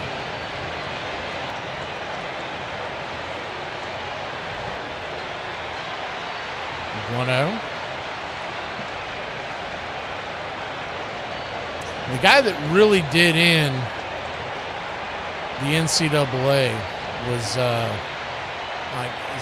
his name's slipping my mind right now, but the guy that sued the video games, and that started the NIL, and then the transfer portal, that started out in California as well as the 1-1 pitch. Swing and a miss, it's 1-2. They had some lawsuits that broke out in California. That's what really started the whole thing. And once they did it, you knew the rest were coming. We had folks that would used to call into that talk show that would try to, hell, I had a co-host that would try to tell me that it wasn't going to be a big deal as the 1-2. Kind of a pop swing out there to center field, drifting over, making the catch is Grisham, and that'll end the inning. We'll go to the 9th inning. Yankees lead it 7-0. Aaron Judge leads it off when we return. Going to Disney World! Disney World. Papa, where are you going? Papa, where are you going? To hell. The cat's out the bag. Well, that's a really old saying. Been around since 1400s, and it has a connection with another old saying, a pig in a poke. A pig being a piglet and a poke being a sack. You'd go to your medieval market, you'd buy your piglet in a poke or a sack, and off you go. But cats out of the bag is to do with a fiddle. And what would happen is you'd go to your medieval market, you'd buy your piglet in a bag, in a poke, and you'd go home, open the bag, and there'd be a cat in there. And out would jump the cat. Cats in those days would cost nothing, and you'd just be fiddled. Listen, my father abused me pretty much since the day I was born, week after week, year after year. There was some years better than others, but for the most part, it was suboptimal. Never really talked about this before. I always thought, it happened so long ago, who cares? But it just kind of hit me this year, especially. It still affects me to this day. This year, it's gotten a lot better, but I honestly don't think I can ever forgive my dad for making me a Bears fan. Like, what in the actual is this? Born into it. So in conclusion, Papa, why have you forsaken me? Also, Bears on top, suck my. Still another rookie came on board in '64, a young phenom from the Boston area, making him the perfect fit for Fenway Park. I was thinking ahead about that big green wall out there, and the fact that I'd like to play in Boston, that's why I signed with the Red Sox. Tony was a young guy. He was a natural hitter. Fans loved him. Nigliero hits a home run his first time at Fenway Park. He'd go on to hit 24 home runs his rookie year, the most ever by a teenager. This kid's got great power. In '65, the 20-year-old became the youngest man ever to lead his league in home runs, and 23 of his 32 were hit at Fenway. We all talked about what a great superstar he was going to be. We were almost writing a ticket to the Hall of Fame. As far as the Hall of Fame, that would be nice someday, but right now I'm worrying about batting 300 this year and hitting my 35 home run.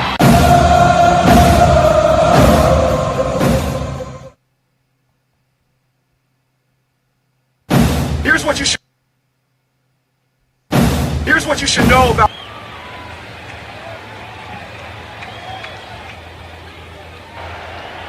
Welcome back. We haven't been able to use a lot of our new sound bites, but looking forward to it the next couple of games.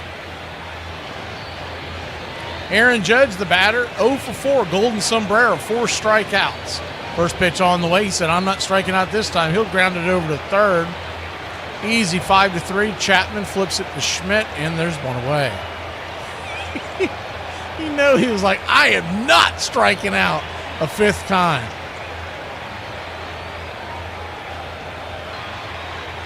If I have to drop a bunt here, I'm going to make sure I make contact.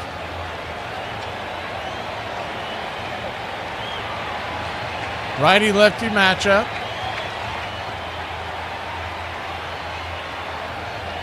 First pitch on the way is inside. Ball bounces to the backstop. It's 1-0. Georgia Tech. I don't know if I still have that. I know we have the clip. I don't know if it's loaded or not. We did some Georgia Tech games a few years ago. And the day they beat Miami, we did that game. I remember that. Yeah, unless I have it ready. But anyways, that was one of my all-time favorite clips. Is the pitch down below the knees to Bellinger off the 1-0. Misses down and into it. 2-0 count. It's the right-hander, Caleb Killian. Misses down and in, ball 3-3. Killian, 6'4", 206, 28-year-old out of Anaheim, California. Played his college ball at Texas Tech. The 3-0. Right down the pipe for a strike, 3-1.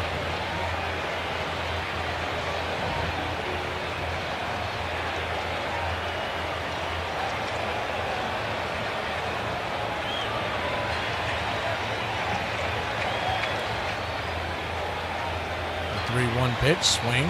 Chops it over towards second. Arias has to hurry and underhand it. He'll flip it to first. 4-3, 2 down. But anyways, the clip that we came up with for that Georgia Tech clip, I kept lobbying to the stations to carry more Georgia Tech games because it was one of my favorite clips. Some of the clips we go to look for, we can't find something that's catchy enough, and we just have to make do with what we can find. But some of them, like the Hoosiers one, that played really well during the college football season. First pitch on the way is right there for a strike. It's 0-1. We got some ideas on some of the new ones for some of the new Braves comers. Those of y'all may not have checked out the Braves games before, but we have individual clips for all those guys when they get base hits. The 0-1 pitch, swing, swats it back foul. It's 0-2. 0-2 count.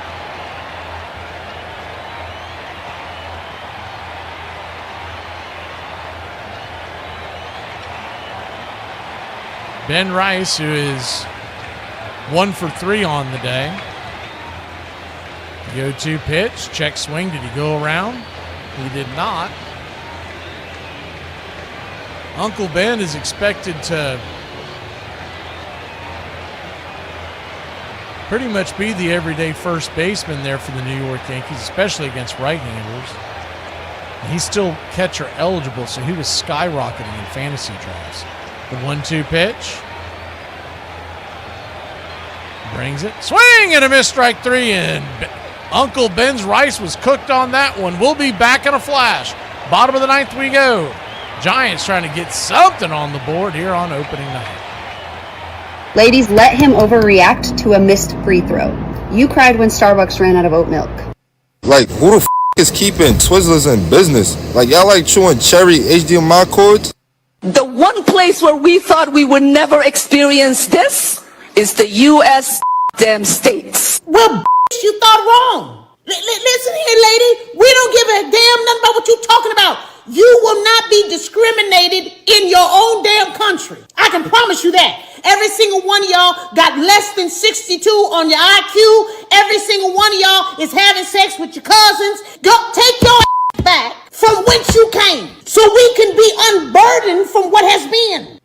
Like, just because you don't know what the you're talking about, just because you've never learned anything about the topic that you choose to talk about, that doesn't make it a conspiracy theory when you learn new things. That's just your ignorance. You know what I'm saying? I'm a sucker for like deep conversations, and I really like to know a person. You feel me? Like really go into detail. You know what I'm saying? I'm that type of guy because I really want to know what made you a hoe. My goal is to have $30,000 in my bank account by the summer, and I already got $2.46, so talk to me nice. If you need any financial literacy courses, please buy my ebook. To put the ball in play at different quadrants of the zone is unheard of, really. I mean, you don't see guys do that nowadays, but he was so strong. It's just phenomenal because that's what hitting, it's the art of hitting. Barra swings, and there's a drive gone deep in the right field. Going back is Carl Fuller. That ball is over the wall for a home run. Yogi was a tremendous clutch hitter. He indeed was probably one of the hitters that the opposition hated to see him come up with men on base, and especially in the late innings. That was when he was particularly good. Pull up a chair and grab a cold one. Your home for the classic call, Radio Baseball. San Francisco Giants trail this one 7-0. Glad we got to do a Giants game early on. We don't get a chance to do a lot of the West Coast games, but I know I've told the story, so I won't retell it again because I've told it a few times. But our first actual broadcast on Braves Country Radio was the Braves at the San Francisco Giants in 2021. It was supposed to be a home game against Colorado on a Thursday getaway day, and that game got rained out. So we ended up doing the Friday night game in San Francisco. It was a hell of a game. But I always have fond memories of it because that was really where it all started for us. We're in our 6th year now as the first pitch on the way. It's a fastball outside wide for a ball. It's 1-0. Camilo Doval is coming on. Spelled D-O-V-A-L, so it's not like Duval, it's Doval. You always hear me mispronounce it Duval because that's just where I'm from. The 1-0 pitch, swing, dribbled on the ground. That's going to be an E6 in your scorecard as Caballero boots it, and we'll see if that gets the Giants going here.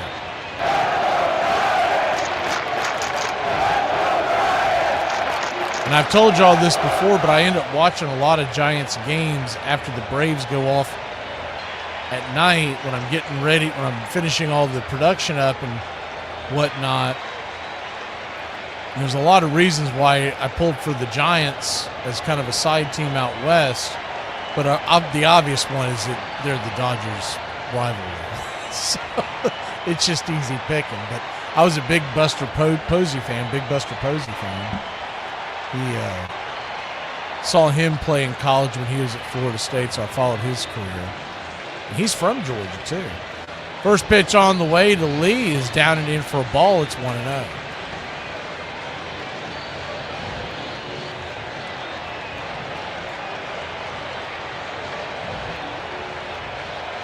The 1-0. We're glad to have you, Kara. Welcome in. The 1-0, swing and a miss. 1-1. There won't be many days this year that we don't have a broadcast one way or the other. We're doing a lot of the split doubleheaders this year where the Braves are the night game and will cover a day game on an out-of-town getaway day is the 1-1. In the dirt, 2-1. And the plan for any of you Cubs fans out there, we are planning on bringing you Friday Cubs games when they're at home on the 2:20 Eastern first pitch. We're going to try to bring that game to you. The plan right now is to bring all of them to you, but I don't know how that may intersect with the Braves schedule. The 2-1 pitch, swing, chops it down the line, 2-2. Lobbied for that all offseason, and it's because I don't know what it is, but I've always loved that Cubs game on Friday at 2:20 Eastern, because all the years that I was a chef, a bartender, and working in restaurants, that signaled the beginning of the weekend to me is the 2-2 pitch, swing, lifts it out to center field, and F8 in your scorecard, retreating back to first. One away. Retreating back to first is Adames. And Helio Ramos will be the batter. But that always signaled the beginning of the weekend to me was that 2:20, or when I was in Central Time, 1:20. That you would come in for your night shift on Friday nights, and the Cubs game would be coming to an end, and we'd all be locked in there at the end of the bar watching it. As the first pitch is right there for a strike, it's 0-1. So sentimentally, I'm not a Cubs fan, but I love that game, so we're going to try to make that a tradition. It's the 0-1 count. Righty-righty matchup. Doval brings it down and away. 1-1. Remember, Doval was a former closer right here. He's expected to be the setup man. He has really struggled with his control. Bednar will be the closer for New York starting off as the 1-1 down and away. Ball goes to the backstop. 2-1, and the runner will move down to second base, and that'll put the double play out of order.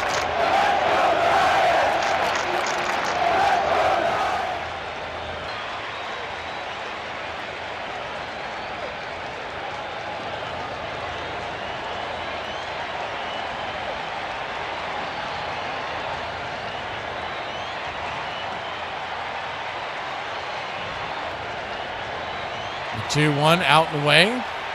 Ball 3-1. So a 3-1 count. Runner at second, one out.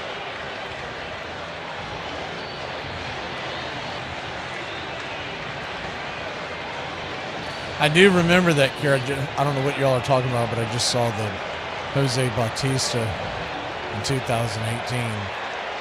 That was a rough season when he came aboard. The 3-1 pitch, swing, dribbled on the ground over to short. It's going to be a 6-3 put out. The runner at second moves down to third, but there are two away. And the Giants are down to their last out, trailing by 7.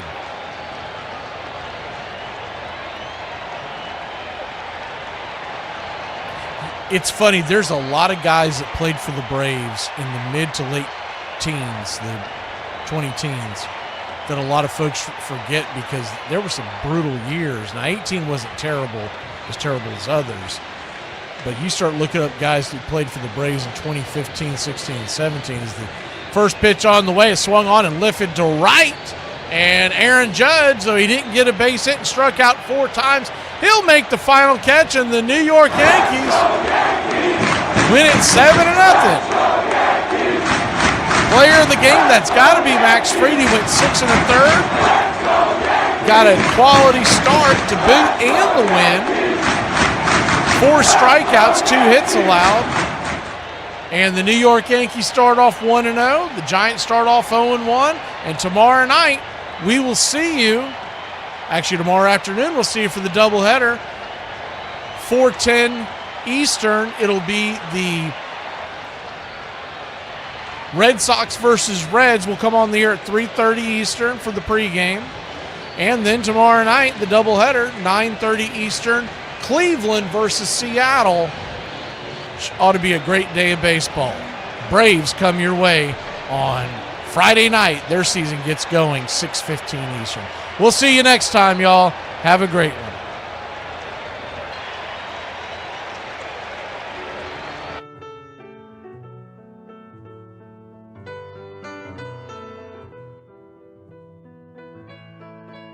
Casey at the Bat by Ernest Lawrence Thayer.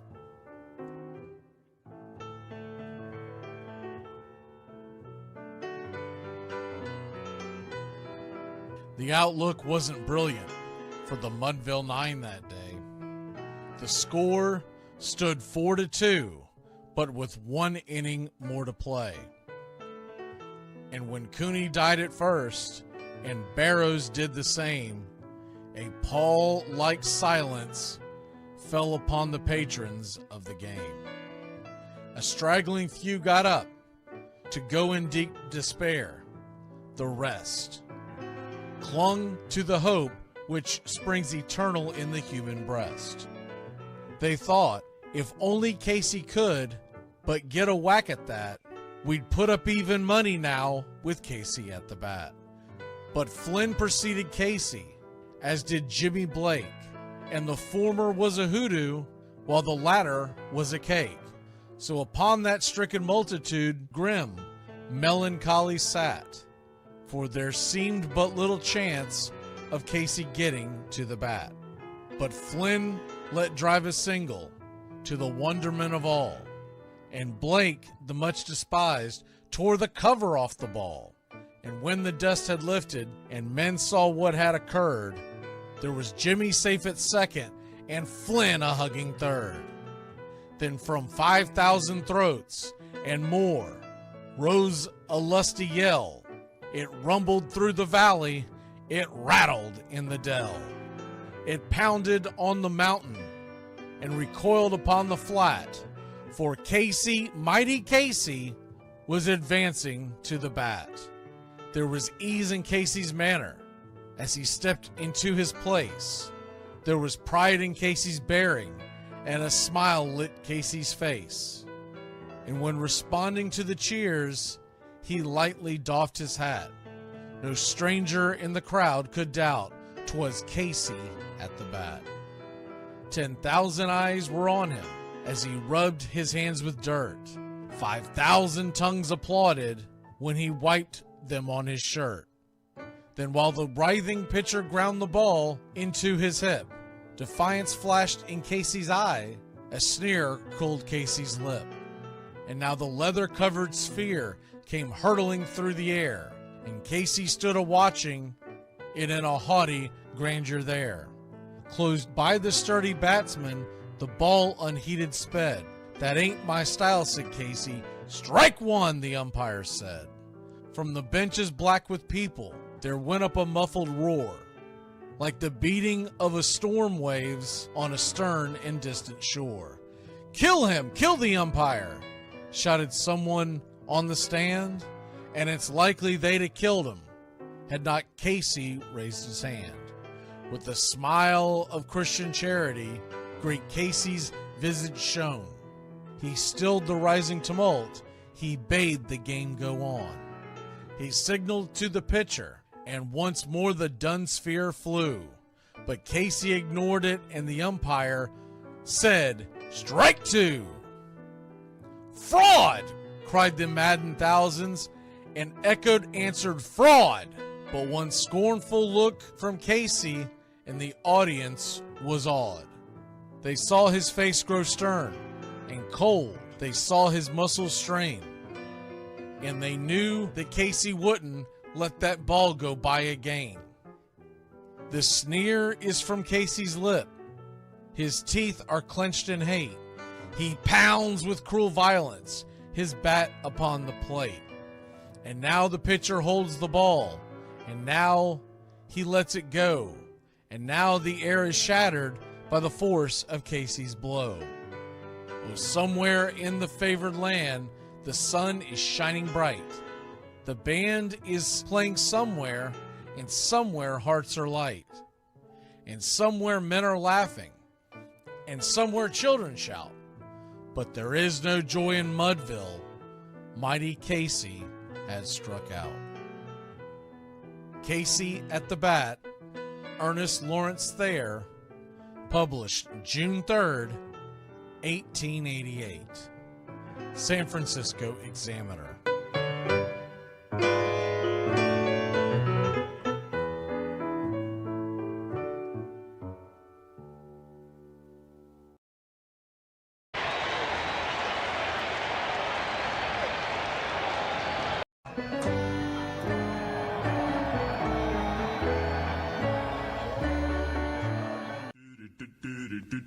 Goodbye, sweetheart, well, it's time to go.